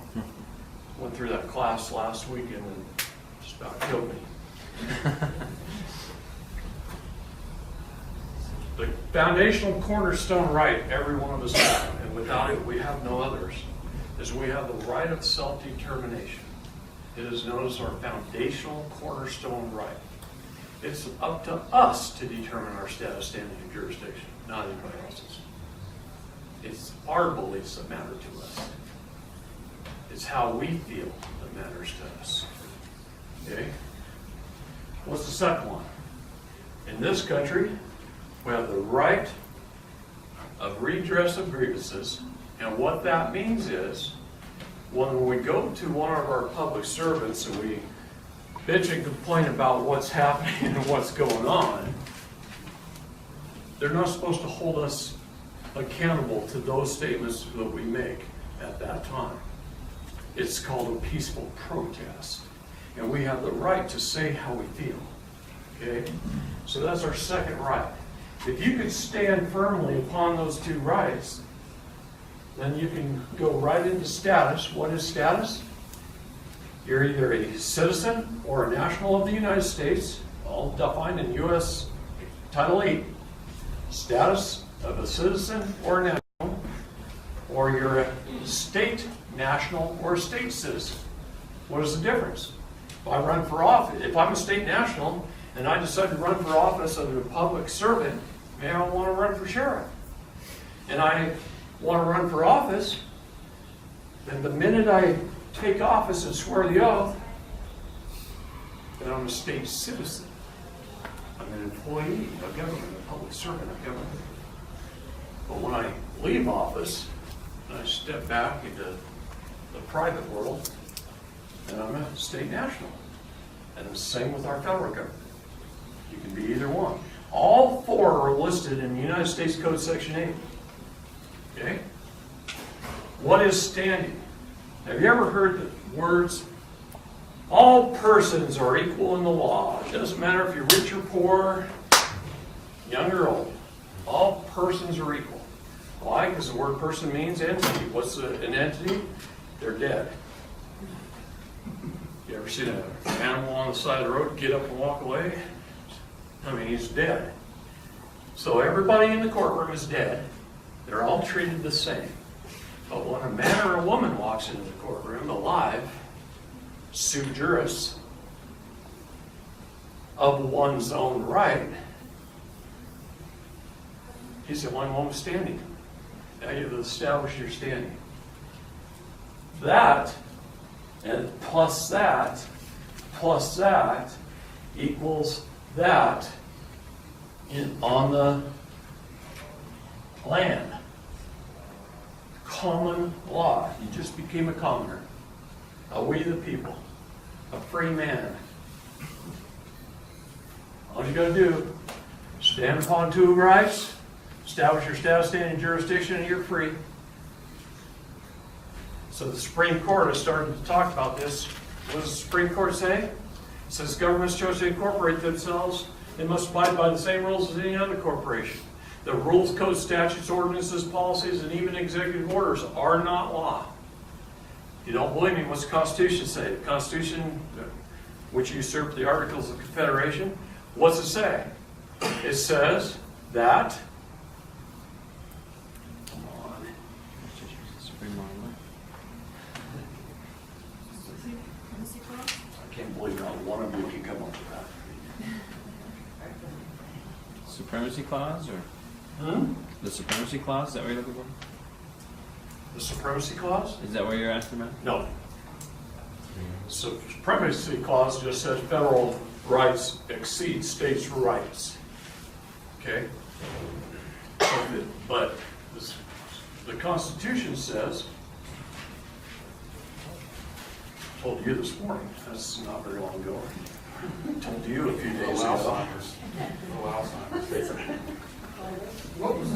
I'm sweating to death. I can't even think of it myself now. Hold this little stunt. What was the question, David? Hmm? What was the question? What did I just say before to the Constitution? Articles of I don't know. Confederation. That's what I'm trying to find out. Repeat it back to me. Not the Articles of Confederation. What did I say before I brought up the Constitution? Statutes aren't law.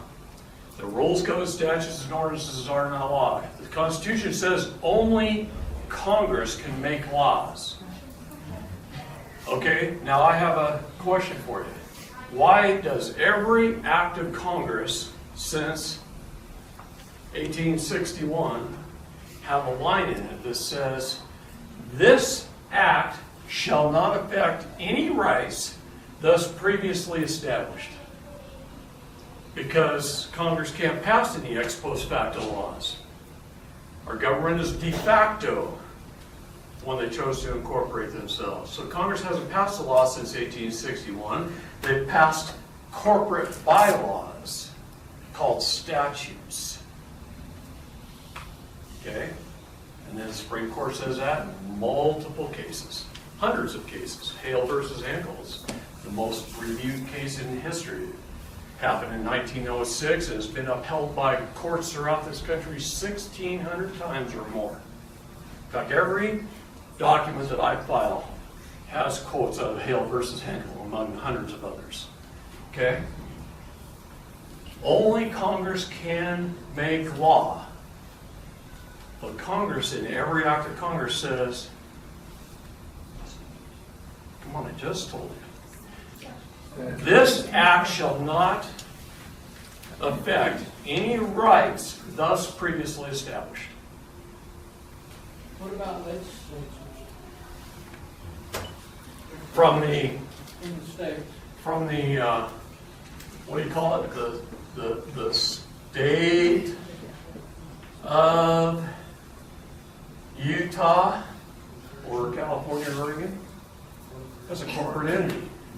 They haven't passed any laws either. Everything they've passed is ex post facto. The only thing is the state constitution. That's the laws of the state. And any treaties.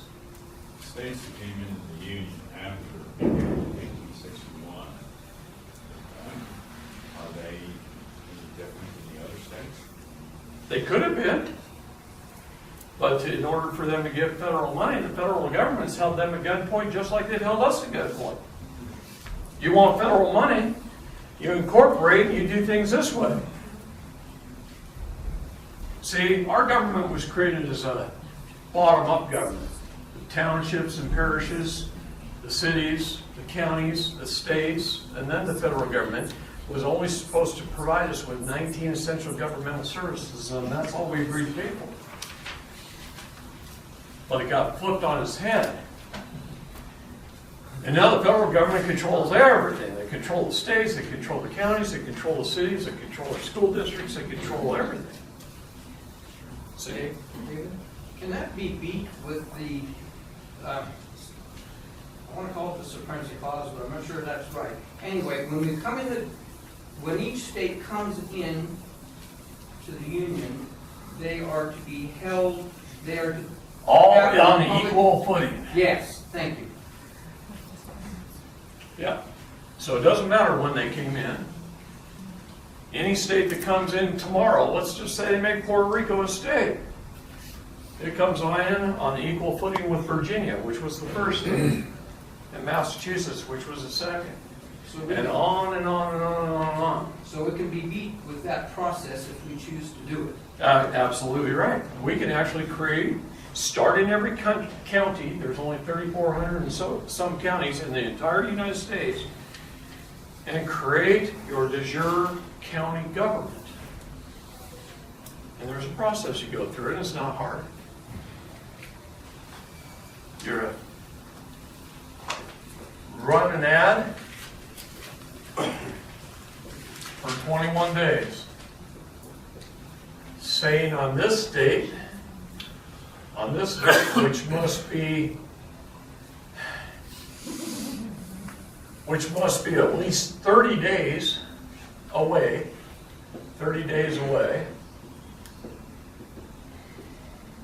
we're going to hold a meeting, and we're going to have a discussion. And we're going to see if any of you guys want to do this. It's a public meeting, invite everybody. Invite the county commissioners and the police department, sheriff, and invite everybody in the county through an ad that you ran for 21 days in the public, that you're going to hold a meeting. You're just going to have a discussion. It's open to anybody. And you're going to hold a discussion and talk about de facto versus de jure government. What would you guys like to see? You live here. All of you. You live here. What would you like to see? I don't live here. You guys do. Here we go. That's right. Most people, when they understand the fraud of what has taken place, they're all going to say, I want a de jure government. So, when that meeting is over, another 30 days away, you say, we're going to hold elections. Start thinking about what position in our county government you'd like to have. The undertaker, the water master, the garbage collector, the court clerk, the county judge, the sheriff. You guys who figured out what job you think you'd be good at. And now maybe 5 people want that job. So you hold elections. But you have to publish it in the paper for 21 days of the 30, you got to publish that we're going to be holding elections.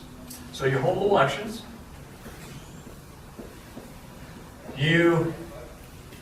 This was the legal process, okay? You hold elections. You're the sheriff, and you're the undertaker, and you're the garbage collector, or whatever, the water master, all these positions that are in county. Most counties, it takes about 75 people. How many do they have down there in the county board? Way more than that, but they sit around on there and don't work. You guys are actually going to work because you want it. Okay? Now the general public, the rest of the people that don't want that job, they've got other jobs, they don't want it. You go to them and say, all right, you're the water master. Your regular water bill is $50 a month. If we do this right, we're going to be able to lower it to say 25 down the road. Because you can run it more efficiently than government every time, I guarantee. So, now, you have to give them a 90-day notice. So you send a notice in the paper 90 days prior for 21 days. You run an ad in the newspaper. All government officials in Cache County, Utah, that were not elected at our meeting that was held on such and such a date for the position, and you currently hold a position, on Friday at 4 o'clock, the Friday after this period's up, please have all your personal items boxed up and your keys prepared. Because there will be somebody there to meet you as you walk out of the building. This is exactly what Iceland and Bulgaria and several other countries have done. And you show up, 3 o'clock, you went outside the building, and he walks out with his box and his keys, and you put your hand out. And he takes his box to his car, and on Monday morning, you got a new job. Okay. Now, all the water bills that are currently coming in, it just continues to pay the salaries. What you do is you just collapse the corporation, and you have the unincorporated city. There's lots of unincorporated cities in the United States. Pine, Oregon, just south of Bend, is an unincorporated city. Many, many unincorporated cities. There's a few unincorporated counties in the United States already. Anna J. Brown, the judge on Charlie Cox's trial in Portland, she owns 3,000 acres in an unincorporated county in Montana. There's another one in Kentucky. So there's a couple unincorporated counties. It works. It's been working for hundreds of years. Why do they need to incorporate? Because then they can sell the corporations, and one guy can own 5 county courthouses. And he bases his office in Ogden, Utah. And he owns Cache County Courthouse. And it's got a Dun & Bradstreet number. Do your research. When I go into a courtroom, So instead Don't of we people owning the courthouse, they own it and charge us rent. Is that how that kind of works? they steal it out of your Social Security to pay for it. Okay? When you go into a courthouse, you walk in there with the state, it's Dun & Bradstreet number, and you say a de facto state government instead of Utah upon the land.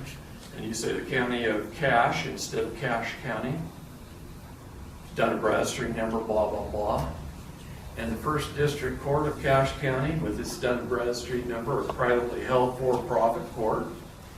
And you look up the prosecutor's office and you get the name of his company that he really works out of and show that his Dun & Bradstreet number. And you begin to expose the fraud of the whole thing. And see, it goes back to Would they all be listed in Dun & Bradstreet? Is that kind of a... every corporation in the world. So the United States government, I've got their Dun & Bradstreet number. I've got every agency's Dun & Bradstreet number. How many people believe, for this one to him this morning, how many people believe the FBI has any authority? Huh? Federal Bureau of Investigations, you all know the one.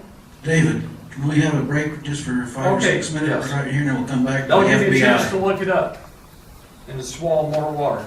Okay. That's real.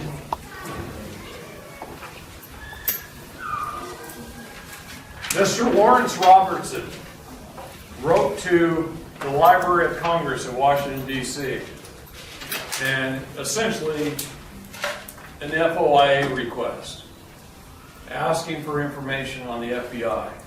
He wanted a copy of the federal charter, okay? And the Library of Congress wrote back to him. And a funny little side note, it says, Law Library, American British Law Division. Okay? It says, Dear Mr. Robertson, this is in response to your request for a copy of the charter of the Federal Bureau of Investigation. Can't hardly talk. Our research shows that while most entities within the federal government are officially established by Congress and defined by charter, the Federal Bureau of Investigation is not. And the date you mentioned in your letter identifies a proposal made in front of Congress that a formal charter be adopted. The charter, however, was not approved. It was denied. So the FBI actually went to Congress and said, can we have the authority to do what we're doing? And Congress said, nope. So what gives them the authority to do what they do? The consent of the governed.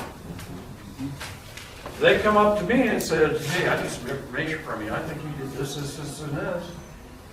And I said, you don't have my consent. I'm not going to give them tacit agreement. I said, there's not going to be any presumptions or assumptions. No hearsay. No waiver of my rights. We will not have a contract and there will be no tacit agreements. Sorry. And from now on, I plead the fifth. And you just shut up. They can't do anything to you. I got a friend of mine who was arrested. Cops put the cuffs on him. They put him in his cop car, and he zipped his lips. And he got to the police station, and he was put in an interrogation room. They started asking him all kinds of questions. And he just smiled at him, and he zipped his lips. He didn't even say his name. Didn't say nothing. And they took him in front of the judge in a hearing. The judge asked him all kinds of questions, and he zipped his lips. The judge dismissed the case and he goes home. Because he didn't incriminate himself, he didn't open his mouth. He didn't give him any tacit agreement. He didn't give him any agreement of any kind. And he went home. I don't give my consent is probably one of the most important things Christopher learned to do. Here's another trick. Let me tell you one of the biggies. There's a new law that was passed, Tim McGregor tried that in Roy, and they said he was, someone accused him of something in Riverdale, driving by and not stopping for pedestrians. Anyways, went to court and he pled the fifth, and they charged him with failure to identify. It's a new law. Yeah, you gotta identify yourself, but it's how you identify yourself that matters. $300. It's how you identify yourself. It's what documentation you use or what you say.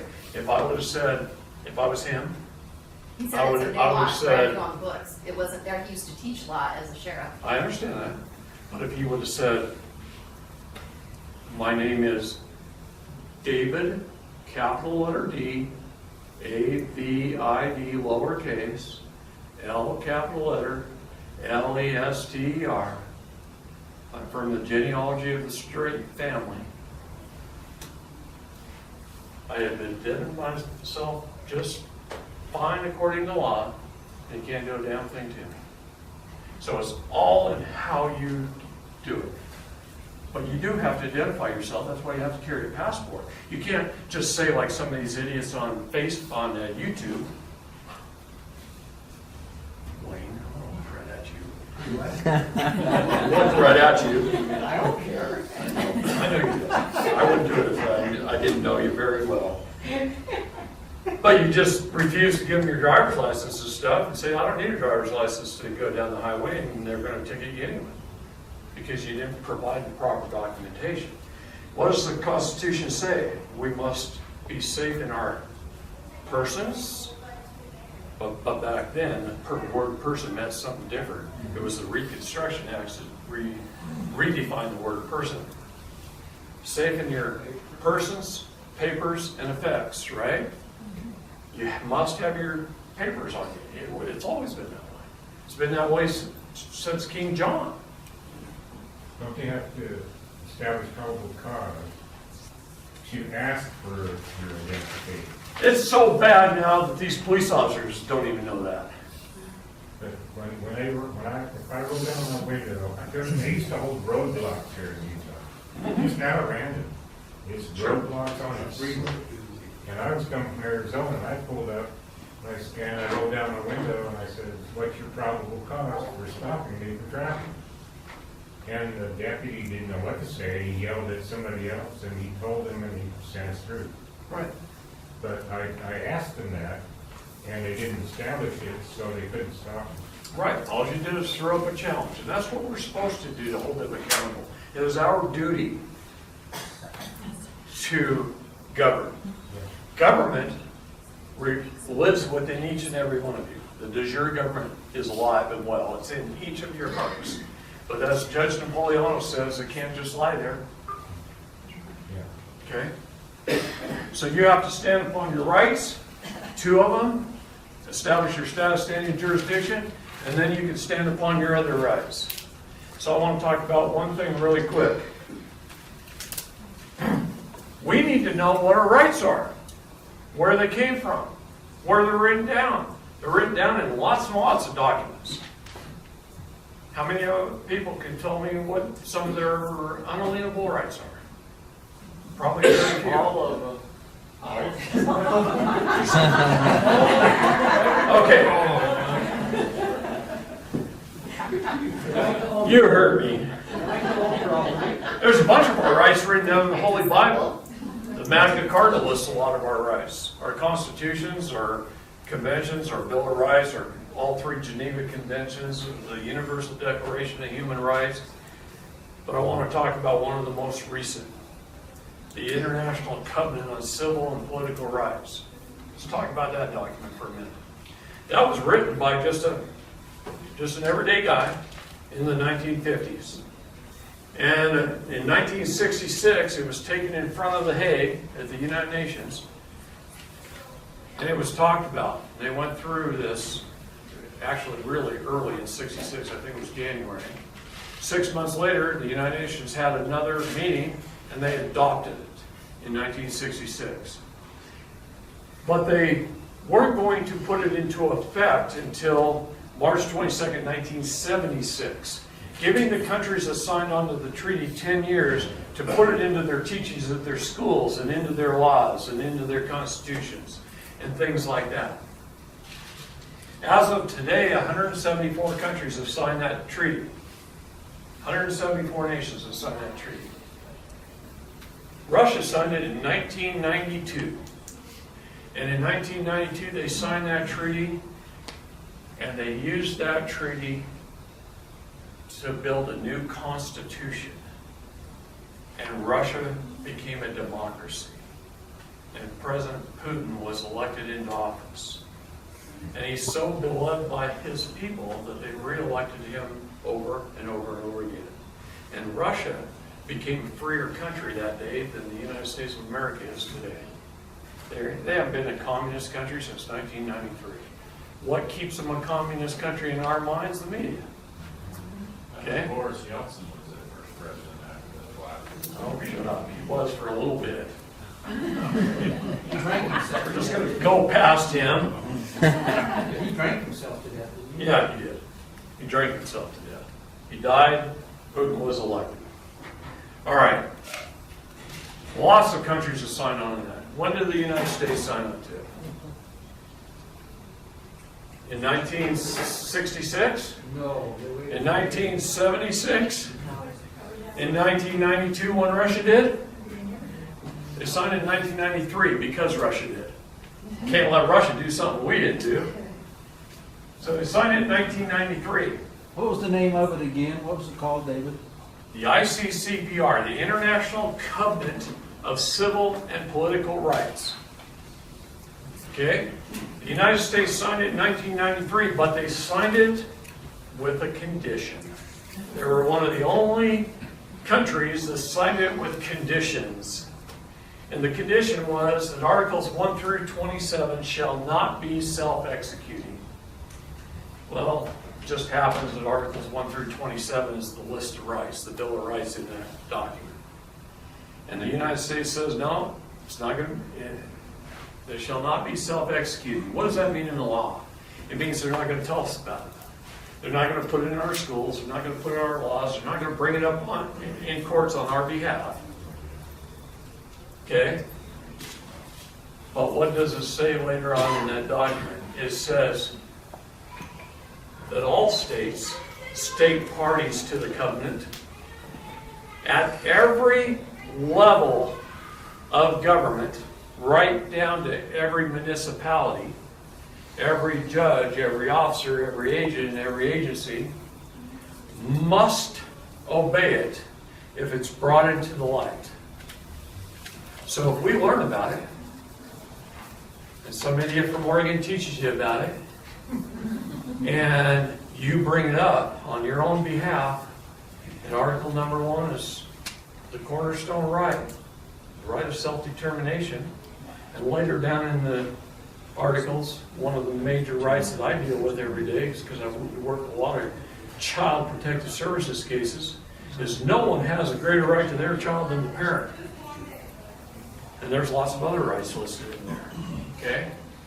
And if we bring it up, we bring it to sunlight, every judge, every officer, every police officer must obey it. And what happens if they don't? All we got to do is pick up the phone. It says right at the end of the document. Pick up the phone, call the Secretary of State of the United Nations. And he's going to call the Secretary of the United Nations Human Rights Center in Switzerland, in Geneva. And he's going to call the Secretary of State of the United States. And the Secretary of State is going to call the Department of Justice. And the Department of Justice is going to call your judge. And holy crap, is crap going to roll downhill. Because he's going to jail. He just broke a treaty. And treaties are known as what? Supreme law. They override everything but our Constitution. See, God's laws are called superior law. God and natural laws are superior law. Constitutions of our country and our states, and any treaty thereof is supreme law. What are our rules, codes, statutes, and ordinances, and executive orders and policies?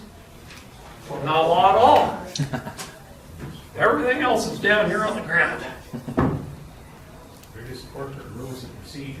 That's right, they're corporate bylaws, and the Supreme Court says that in multiple cases. They're only for employees of that corporation to follow. You're saying the UN has actually done some good? UN's done a lot of good on the civil rights side. Now, on the other side of the coin, they get like 1.3 trillion a year in their budget, and their mission statement says they're supposed to lend that money back out, except for a small administration fee, to countries that are in need, people that are in need. And I haven't looked it up recently, but about 3 years ago I looked it up. It was 1.3 trillion, and they lent out 200 million. So 1.1 trillion of their money went into the coffers of the United Nations, and they generously lent 200 million out to poor, underdeveloped countries, even though that's their mission statement. I'm just thinking, it triggered me to thinking here something. One of the things our county's has done is they snuck in some fees on there that says franchisee fees. Well, the franchisee fees, all they're doing is slipping us into the corporation as an employee. You're an employee anyway. I mean, you're not really. I questioned that. But they're holding you as that through presumption. Right. Okay. Yeah. But like I said, you get no explanation whatsoever, and they can't explain it. But you have to pay that franchisee fee. So let's talk about one thing that affects most of us. Anybody homeowners? Well, you think you are, you're not. All properties vested in the state. You don't own a darn thing, because you pay property taxes on it, right? That's your rent. See, I'll tell you what happens. Let's just, I'll give you several examples. I used to own 20% of the title company. Okay? Young married couple. I'm going to pick on you two because you look so cute together. Young married couple goes to buy their first home, and they go get a mortgage, and they go to their title company to close, and they're sitting there looking at all their mortgage documents, starting to get into sweat and fear because they don't know if they're going to have payments for another 30 years. And the title officer looks at them and says, "How would you like to hold titles?" Well, we didn't learn that in kindergarten through 12th grade. We have a bachelor's degree. We didn't learn it there either. What are our options, right? What are our options? The title officer, they're in this theft process too. So they look right at them and say, well, most married couples, husband and wife, hold title and joint tenants in common. So let's analyze that for a minute. Joint, husband and wife, right? First, they have a contract with the state. They got married. Oh, big mistake, the way they did it. If you look in the United States Patent and Trademark Office, under the blueprint for a patent on a marriage, here is the state. Here is the animal husbandry. Here is the wife. And here is the word God. The state is the primary. The state marries the husband. The state marries the wife. Solid line. Anybody that knows blueprints, any engineers besides me in the room? Got a degree in engineering? 2. What does a dotted line mean? It means a beam that bears no weight. They just took God out of the picture. You guys thought you did your vows and you got married to God.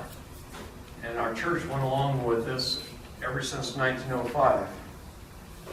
A lot of things happened in 1905 in our church. Find out who the prophet was. Anyway, God bears no weight. This is a patented blueprint with the United States Patent and Trademark Office. Go look it up. I've done my research. I don't need to look it up again. Now, what is another legal, lawful way to get married? Huh? Go buy a Holy Bible, a family Bible with extra blank pages, and you record your marriage, witnesses who officiated, the address, the time, date, place it was held, and you record it in the Bible. And you record your children's births and your deaths in your family and everything else. And you take a picture of that, and it'll say Holy Bible at the top of every page, so you don't really have to take one of the front cover, but I do anyway. And then you make up a little affidavit, and you go down to your county recorder's office, and you go record the picture every time there's a new event. Now your son Chris is born, say, on such and such a date, and you record it again. And then somebody died on this day, and you just record your family events. That's the way it was done for 1,000 years or more. 2,000 years almost. Well, that's what's called common law. It is common. It is common law. Yeah. It's taking this away from the state. What happens when this person and this person gets a divorce? The state makes a million. The contract didn't end. You know, anybody who's been married more than once, you're still married to your first wife. The contract still exists. The only way this goes away is an annulment. And do you think they're going to give you an annulment 5, 6, 7, 8 years down the road? Yeah, but she got the house and everything you had. Well, that's just equity. That's not an annulment. David? Some women, it's better off if you just write them a check and buy them the house first and get it over with. Okay? Hartford, And women say that about men too, so she looked at me really sly there for a minute. well, there's so much distraction now, I forgot what I was going to say. Hartford Van Dyke says, you know, the way you can get out of that is since the state did not give full disclosure to what they did. That's the only way you can do it is prove the fraud. See, that was one of my next things. How do we get people out of prison that's been there for 10 years, convicted? Maybe they're serving they've served 10 years of a 20-year sentence. Maybe they served all 20 years and 20 years later they want it wiped off their record. How do you get it wiped off? Prove the fraud. Show the fraud. You challenge jurisdiction?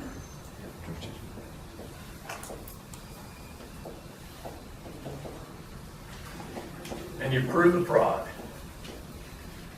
Two things that have no statute of limitations, and they vitiate everything ab initio from the beginning. They void everything from the beginning. So if I can walk into a court of law on somebody like your husband or Miriam's son or Gina, and we could prove jurisdiction, challenge jurisdiction and prove it, and we can prove the fraud of this whole ball of wax that I've been telling you right here tonight. Governments are incorporated cells that don't even have real money. I mean, show the whole fraud, lay it all out, lay out the fraud of the Bar Association. We signed a treaty with the bar in 1947, British Accreditation Registry. Think they're Americans? They're required to register with the Foreign Agents Registration Act, do they? Very seldom. Very few of them. Just that alone could throw the case out.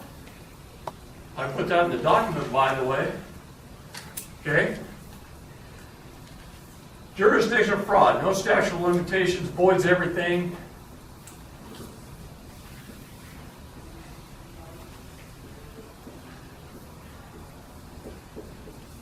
Ab initio, from the beginning. Let me ask you a question. Does Cache County Courthouse, any of the judges or prosecutors down there, want what I'm being taught in this room right here being taught? Or do they want me to put it in documents so some little law student at Cornell University can look up the county record and find it? No. So the best thing they do for us when I submit these documents is they throw the hammer down, dismiss the case, and wipe it off the face of the earth so nobody can find it. Because then some little Harvard law student can't go, I can win every case in the country with this. I'm going to be the greatest lawyer in the world. You won't show case law for that, right? Huh? You won't show any case law? For the cases that get dismissed? Nah, pretty much wipes them out. If we were sitting in my office at home right now, I got stacks of cases that I've worked on over the years, right? And I could go in there and I could say, all right, this was in this county, here's the case number, here's everything. Call up the county and see if they got the case number. Oh, they can't find it. Oh, darn it, they can't find it anywhere. Doesn't exist. Jamie Kobat's case. Can't find it. Well, wait a minute. I got the indictment right here. You know what I mean? I've got all the documentation. But the best way for them to hide it from the rest of you, commoners like me, is to void it from the beginning like it never happened and just hit the delete key and it's gone. And then you go home and you're happy and you're free. That's okay. It's not a bad thing. See, and then we can go after them for the emoluments clause of the Constitution, and we can impeach the judge, and we can take the prosecutor's house and retirement fund if we really want to be nasty. Sometimes it's kind of fun. Have you recently read any articles that the West Virginia Supreme Court, every single one of them went to jail? How about the Pennsylvania Supreme Court? Every single one of them went to jail this year. You want me to start naming judges all over the country? Yeah. Prosecutors all over the country? We're having so much fun. Is there a David Wynn? David Wynn Miller's dead. Is he dead? Yeah. I went to his funeral in June. Okay, I seen In Reno? an hour and a half video of his before you wish. Absolutely. Parse, syntax, grammar is perfect language. If you open the Bible and you know what parse, syntax, grammar even is, because they didn't teach you that in grade school, I guarantee it, you can pick out Jesus' words like they're jumping off the page if you know parse, syntax, grammar. Because all of his words were what? Perfect. Now there's a few little instances in there where somebody mistranslated them, and those don't jump off the page too well. But what is the English language? It's verb, adverb, verb. Sentence structure. Parse, syntax, grammar is perfect language. It's it's a mathematical equation. So David Wynn Miller had a 200 plus IQ, was living in Hawaii, and he was a English major, taught at the University of Hawaii. And he gets on an airplane to go give a speech somewhere, and because of the weather and such, he ends up somewhere else. And he's sitting in a coffee shop in an airport where he's not even supposed to be. And Jay Gould, who has a 200 plus IQ and is an unbelievable mathematician, who was going somewhere else to put on a seminar, and ended up in the same city, in the same coffee shop, at the same time with David Wynn Miller. And they started talking, and they go back. David says, hey, you live in the upper Midwest. It's colder than heck up there this time of the year. That's why we're in this airport instead of the one we're supposed to be. And he says, why don't you come to my house in Hawaii? And we'll talk about this. And they went to his house in Hawaii, and they set up a company and hired a bunch of people. And they put math to work language, figured it out. They used the Bible. And then they went to the Hawaiians, and which we stole Hawaii from the Hawaiians, by the way. There's a great YouTube video, little gal in a skirt, Hawaiian little lady thing, and she's acting like she's a travel agent come to Hawaii, but she's telling the whole story of the theft of Hawaii. It's the cutest video ever. I watch it every once in a while, just for fun. But he took the Hawaiians and he set up an entire nation of a few hundred acres on the island using parse, syntax, grammar, and won it from them in court. Well, just a little while ago, there was a Hawaii 5-0 episode where somebody in Honolulu committed a murder or something, and they chased him up there. He went up there to escape their jurisdiction. And the cops got to the gate, and they're stopped. They can't do anything. And the Hawaiian on the other side of the gate's going, now you know I can't let you boys in here.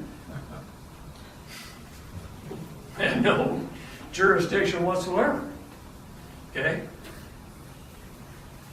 David Wynn Miller actually caused our housing crisis. And I lost $9 million personally. Almost everything I'd worked for 35 years. And I still love the man because he did what was right. See? But he went in front of Congress and he proved every mortgage in the country through parse, syntax, grammar was fraud, void from the beginning. And Bank of America had a representative in the back of the room, and they ran out and fire-saled all their mortgages the countrywide owned. to Wells Fargo, Chase Manhattan, and they fire sold it because they knew they were too big to fail and the government would bail them out anyway. So they sold them all at the same discount, created the mortgage crisis, and we all lost money. I mean, most of us. Okay? And that's what happened. Dave Miller stood in front of Congress and did that. Jay Gould is the Postmaster General of the world. That's why the U.S. Postal Service headquarters is in Bern, Switzerland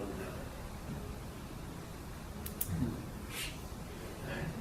Because he went in front of the Hague, they testified in front of the Hague, and Dave Miller and Jay Gould made millions of dollars because they proved the language in front of the Hague, and small little countries all over the globe started saying, we need to rewrite our constitutions. And they wrote him in Parsi syntax grammar and paid him millions to rewrite their constitutions. But he testified in front of the Hague and he proved it. He testified in front of Congress and he proved Parsi syntax grammar. He testified it in front of the UPN. And Jay Gould says, watch this. He says, here's my contract. You guys signed it. He mailed himself in a box from the United States to Bern, Switzerland. And he proved the contract, and he became Postmaster General of the world. And that's his official position is there. Still. But that's what perfect language does. America, all of our contracts, if you want to prove them in Parsi syntax grammar, you'll see that almost every contract is null and void. Now the problem is the courts understand that now. After Dave Miller won in courts everywhere, all over the place, courts started rewriting their own rules of civil procedure and their local rules in the federal courthouses and their rules of criminal procedure. They started rewriting everything we do and we discover. Once they figure out that we're affecting their pocketbook, they change the rules. So, anyway, are we close to quitting time? What's our time? Can you write that on the board there, the What am I writing? syntax, the language? Terminology. Part of How do I it. spell it? Want to know how to spell it? Yes. Okay.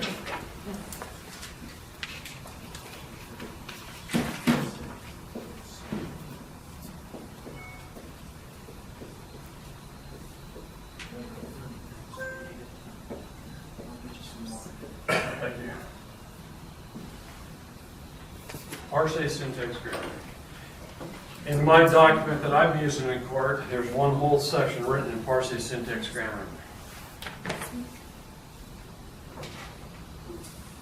Where does the Parsi syntax come from? Why those words? Are they Latin? Okay, now you're asking me things I don't know. I am not perfect, I am fallible, I am a man.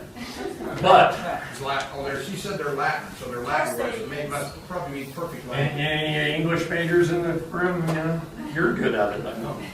So, no, I don't know, I don't care. See, my thing is, I only have this much space in here, right? This big of a hard drive, and I filled it up pretty much. So I can't remember all your names. Won't fit in there. I'd rather remember what's really important. It'll save a lot of people. You need to tell them a little about Russia and about your little. He grows some of the best feed in the world. I don't need to tell them about that. That's a whole other thing. No, it's. I don't brag about myself. I don't want to tell them how smart I am. And Jim is the one that brought it up. Not That's me. big time. That's big time. Well, I know, but it's another, Tell that's another them thing. about the Ukraine, or that area. I have a few patents on stuff. Oh, you want me to tell them about Chernobyl? Chernobyl, yeah. You need See, then I'm divulging secrets I'm not really supposed to tell, especially in big groups. Federal agents in the room. See, here's the thing.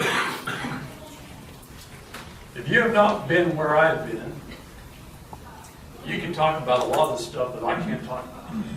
And I'm going to tell you that right now. There are things I can't talk about because if I talk about them, I'm committing treason.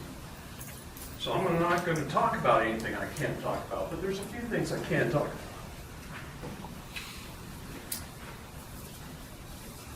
See, I'm a member of the National Association of Retired Intelligence Officers.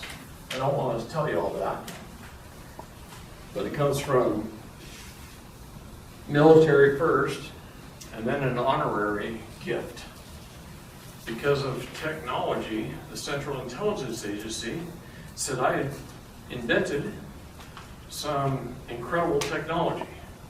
And let me tell you something about the CIA, because most of us hate the CIA, right? But let me tell you something.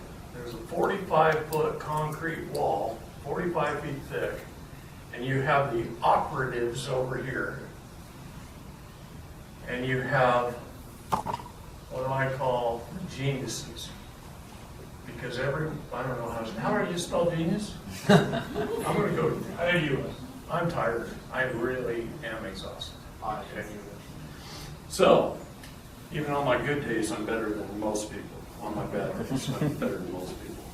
As far as lawyers and judges especially. I can kick their butts on my worst day.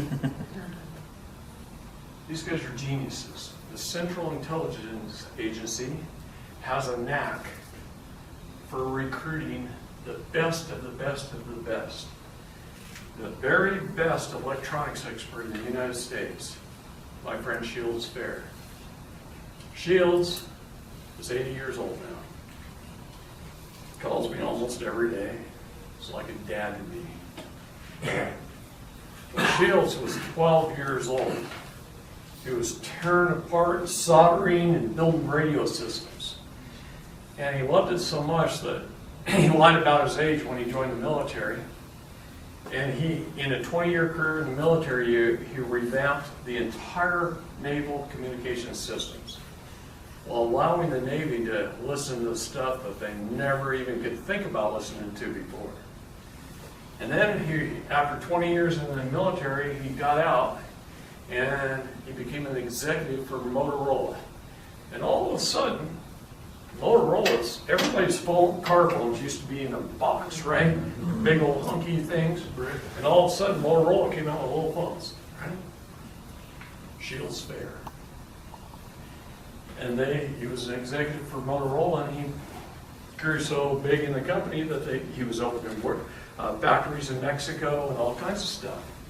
Well, he also did something else. The CIA recruited him, and he was building listening devices that were about that big. And for 10 years, he placed them all over Russia, even inside the Kremlin. He did all kinds of neat little things like that all over the world. But he was an expert at listening devices. And I watched him open a briefcase one time, and there's like 85 listening devices in here that he had designed and built. Then I have another friend, his name's Dr. Lawrence Royce. Dr. Lawrence Royce was the #1 leading bioscientist in the United States, and he was working at the University of Louisville in Kentucky when Chernobyl happened. And the CIA came in and said, hey, we need you to go run all the doctors and scientists over in Russia at Chernobyl. And the reason why is the Chernobyl was here, and the mushroom cloud was 50 miles wide and 150 miles long. They were little villages. People were getting sick and they were dying and stuff. These little villages all over this area, little towns. And there was this one town that they called the Blue Area. And nobody was getting sick. Men, women, children, nobody was getting sick. So the first thing they did is they took over an elementary school. And all elementary schools in the world are pretty much the same. There are 3 walls and a wall of glass in the hallway. And he's standing in this little laboratory they created in this school room. And every day for weeks he looked across this big giant field and he says he stared at the largest grain elevators he'd ever saw in his life. And he had lived all over the Midwest, seen some pretty big grain elevators. and these were even larger. Well, come to find out, once he made friends with some of the locals and he started talking and figuring out why these people aren't getting sick, their immune system tests were off the charts. And he found out that that town was a chemical weapons biological manufacturing plant. And the federal government of Russia was giving them handfuls of pills to take. And they take a handful of pills every morning. And these grain elevators that he saw out of that schoolroom window were filled with chemicals that would kill the world over 10,000 times. One of them would be full of anthrax. And one would be filled with something else. So he calls the CIA buddies. They send a team of operatives in. They drill a hole in the side of these grain elevators, and they fill it full of thermoplasmide. And these things just melt to the ground. And they kill all those bad diseases and bad things in there. So Dr. Lawrence Royce, when sure they were all done over there, he brought back some of the world's finest Russian and Ukrainian scientists, and they got funding, and he bought a college campus in Boulder, Colorado, and he started the world's only all-natural nonprofit pharmaceutical company because they analyzed what was in those pills. And if your body has the proper pH, all the way from the saliva into the stomach through the large and small intestine, there's different pH levels in your body. And inside those different pH levels live different types of bacteria. And that bacteria digests your food. Lactobacillus salivarius will cure gum disease and make your teeth last longer. And no, you don't need fluoride to do that. All you need is to open a couple of Lactobacillus salivarius and put it on a teaspoon and put it on your tongue, let it sit there for a while, roll it around, let some saliva gather, and then about 10 minutes later, wash it down with a little bit of water. And it'll cure your mouth. Well, there's other bacteria that will cure your entire gut. And 98% of all disease starts from it because you have an unhealthy gut. My mother, she used to use soap on my mouth.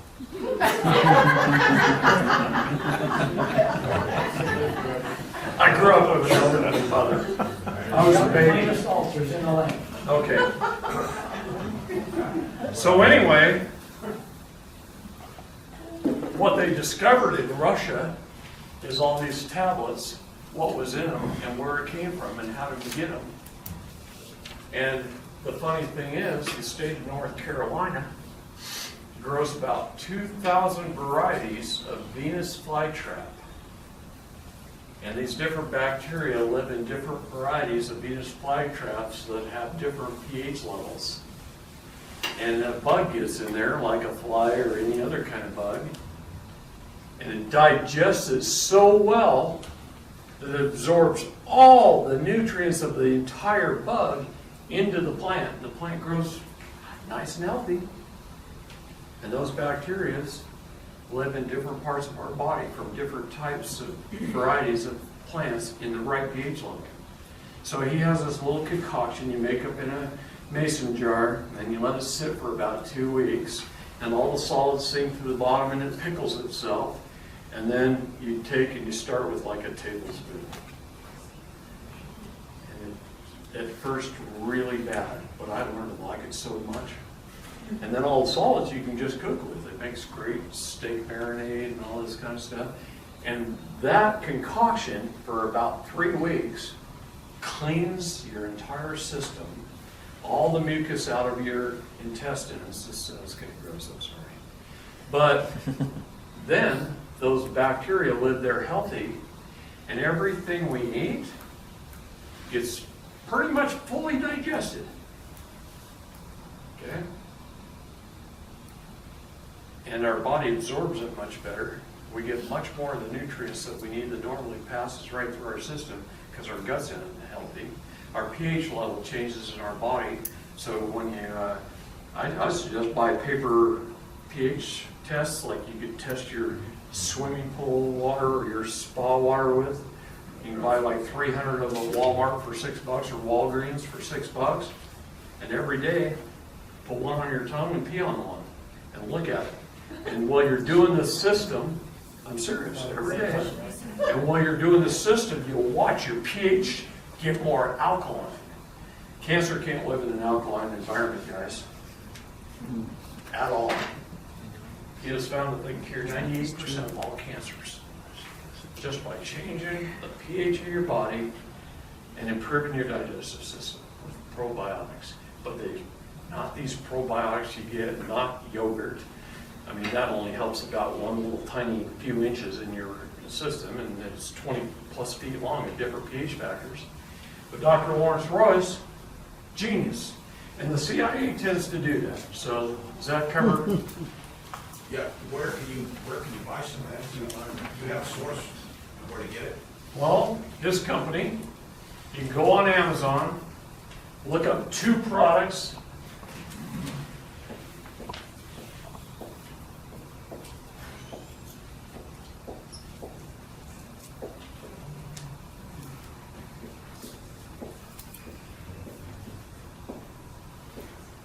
And then he says he will not produce Lactobacillus salivarius,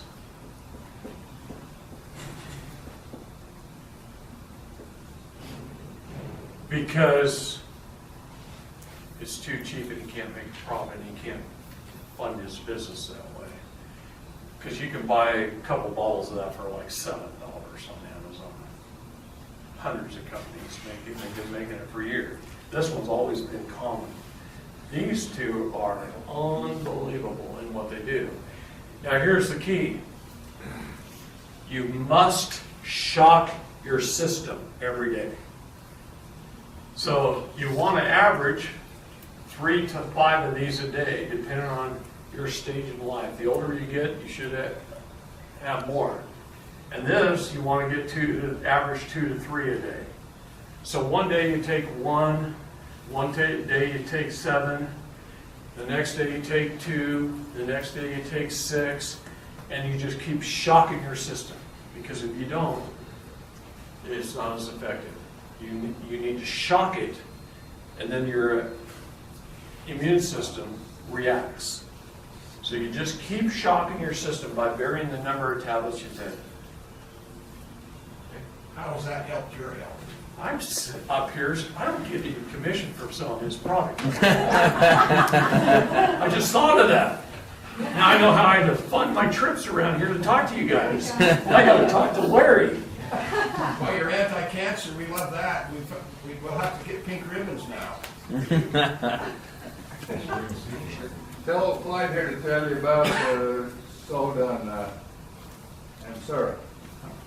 Oh, they use baking soda on YouTube. Some can do that, but some of these enzymes they probably do a better job just because they're more efficient than. Well, pretty much these guys were handling things like anthrax, and their bodies were immune to it.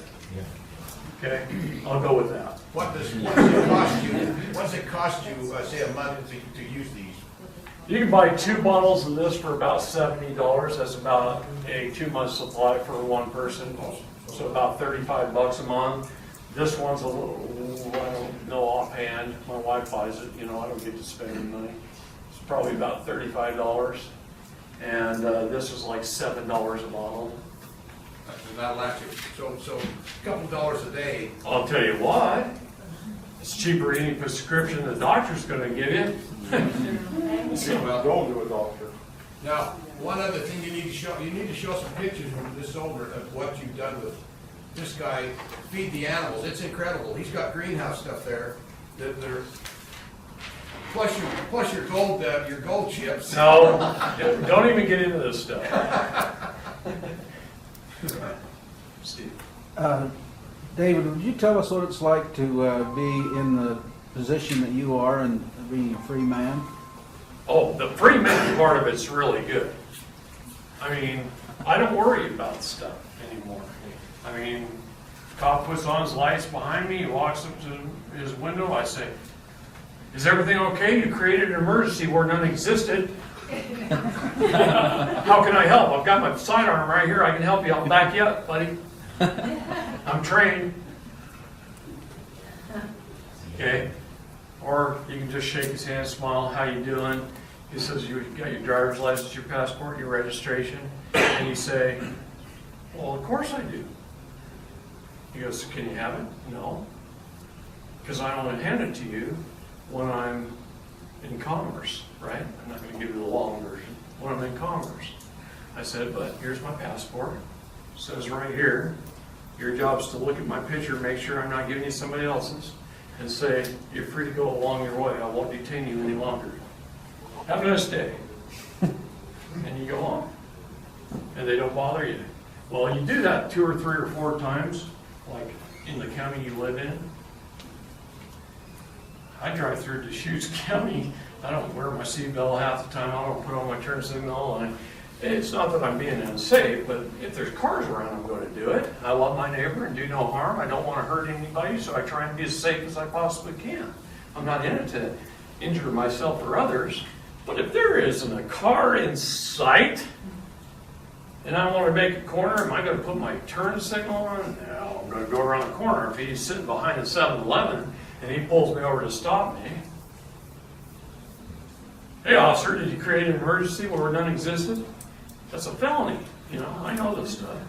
My Deschutes County Sheriff's hat right there in my window, and my coffee cup that says, I am your worst nightmare, is sitting on my dash, because that's my court cup. I have to take it into court with coffee in it, and point it at the prosecutor and the judge.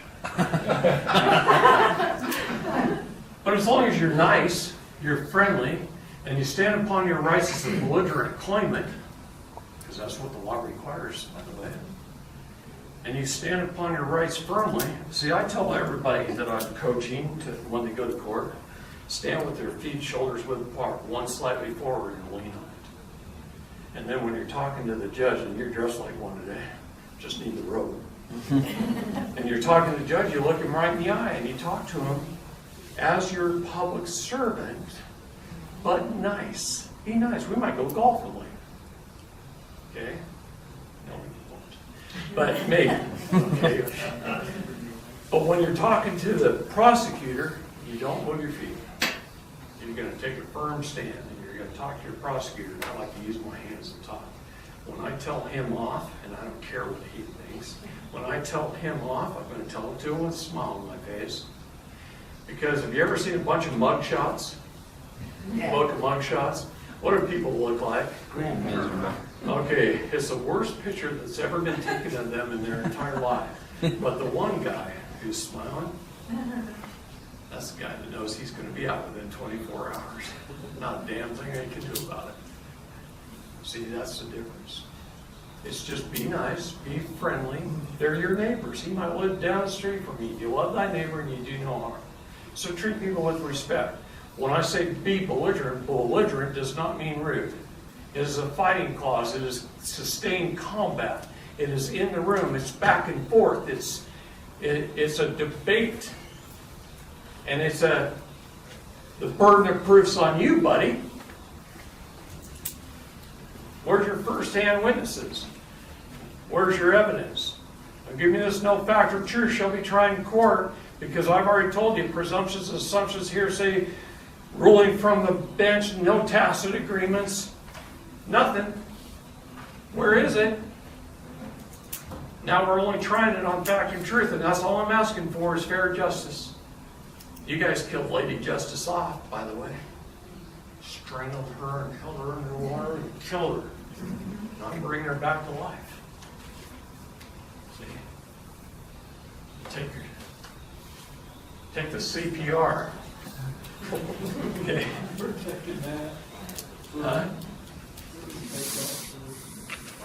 So, How much of that language can you use to stay off of a jury?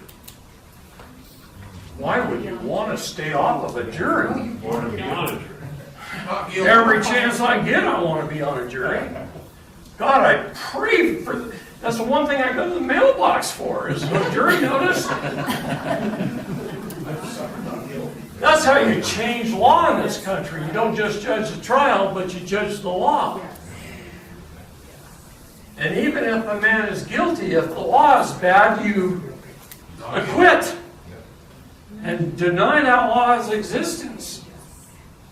See, it is better to let one guilty man go free than to convict 1,000 innocents on a bad law. And what's happening in America today? 1.2 million statutes, rules, codes, statutes, and ordinances are not law.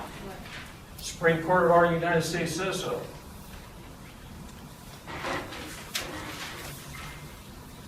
Okay, what else? Got any questions? Want to talk about something else that affects everybody's life, like land patents? How about 13 minutes? Okay, in 13 minutes I can explain how the county steals your property. Okay? Get your tax statements out, your property tax statements out, and go down and correct the errors. And it's filled with them. It's got your name in all caps. It's got your address on it without a name care of. It's got your zip code. Heck, isn't it your property? Can't you name it any dang thing you want? See, I live at 61037 Groff Road, according to the post office. But on my house, it says 61037 Boxer Boulevard, because I raise boxer dogs.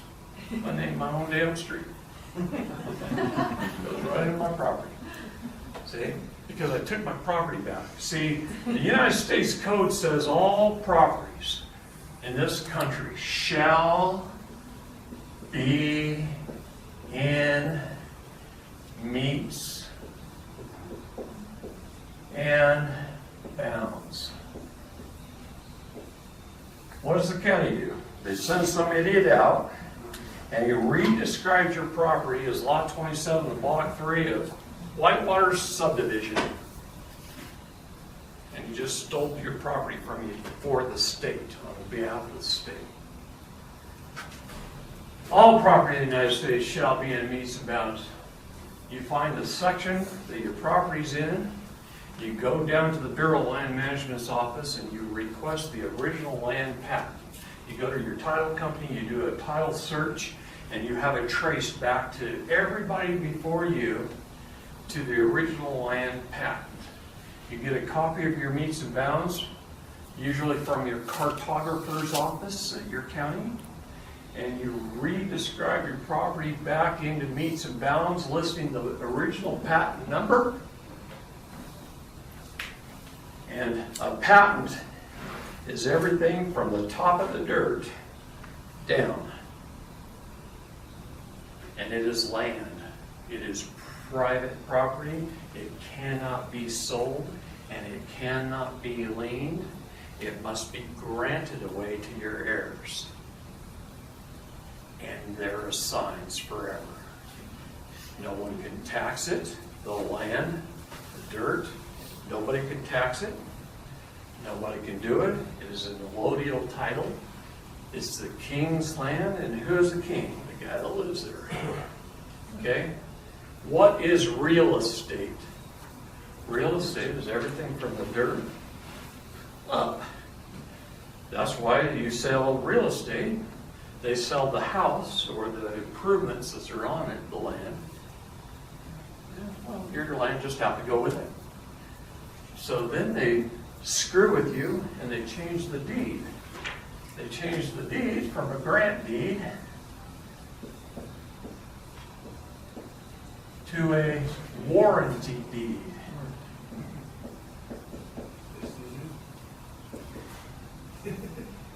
The state just stole your property. Here's another way. When you go into hold title, you hold title in private property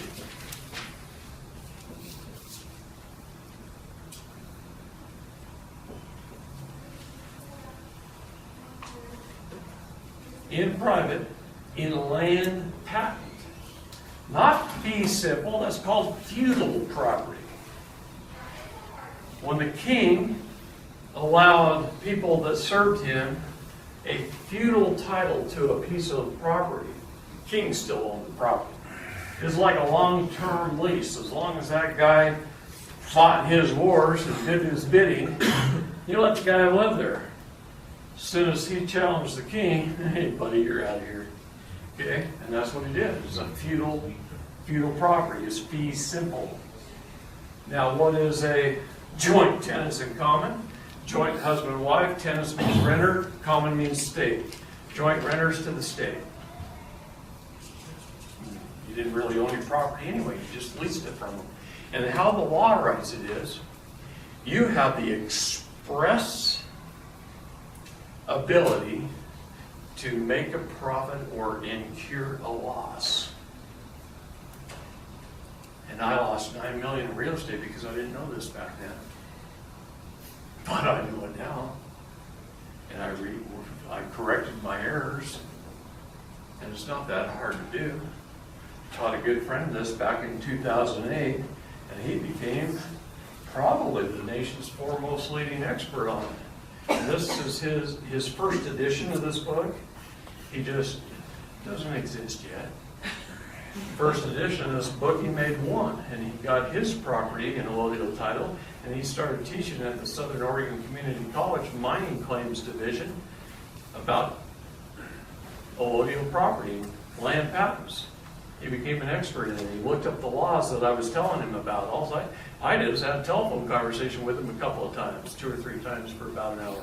And he went down, and the examples of his own property are in here in the back. But what he wants me to do is he wants me to perfect this one section, where's the process. And so I went down and I had this book that he handed me right before this trip. I had it digitized down here at the print shop in Logan today on digital format, so I can fix those 2 or 3 little errors that he has on a few of those pages. Just where he did it right, he just maybe the United States of America incorrectly or that kind of stuff. He knew I knew this stuff. So I'm just going to fix those few pages, and then that's going to be in publish. And I'll tell you what, man, this guy knows more than I do now about land patents. And I've done my own property. But he knows far more than I do. He went to work researching this. I'm so proud of him, I can't stand it. What does that sell for? You can pick one. He hasn't even started selling it. He just wrote the book. He's been teaching this stuff. Now he's put a book together. I mean, the laws he has found in here, case law after case law. I mean, you can pick one page and go, oh my God, that's all I needed. What was his name, Garrett? You told me yesterday, but I don't retain very well.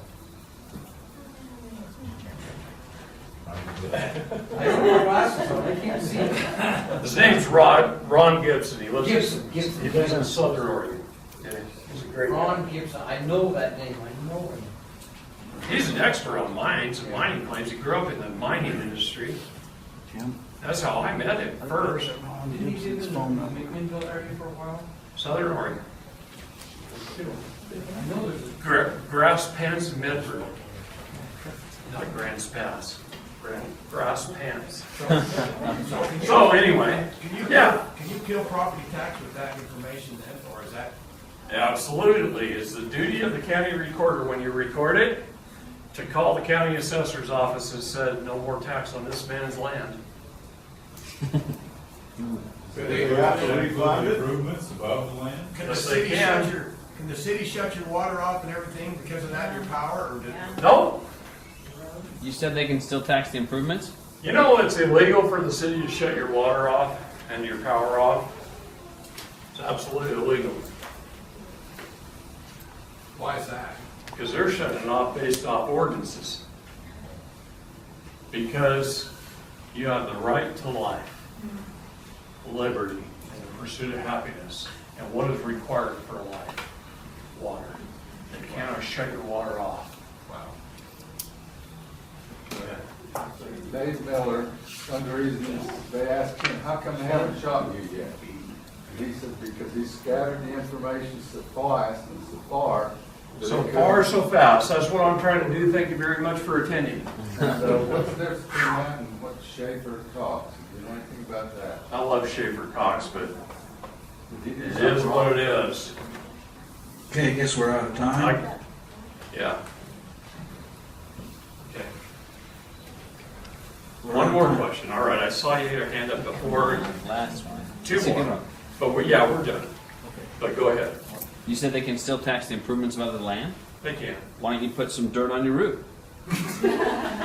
Build your house. I'm serious. Now you're talking. I showed you some underground homes that I built, and they're beautiful.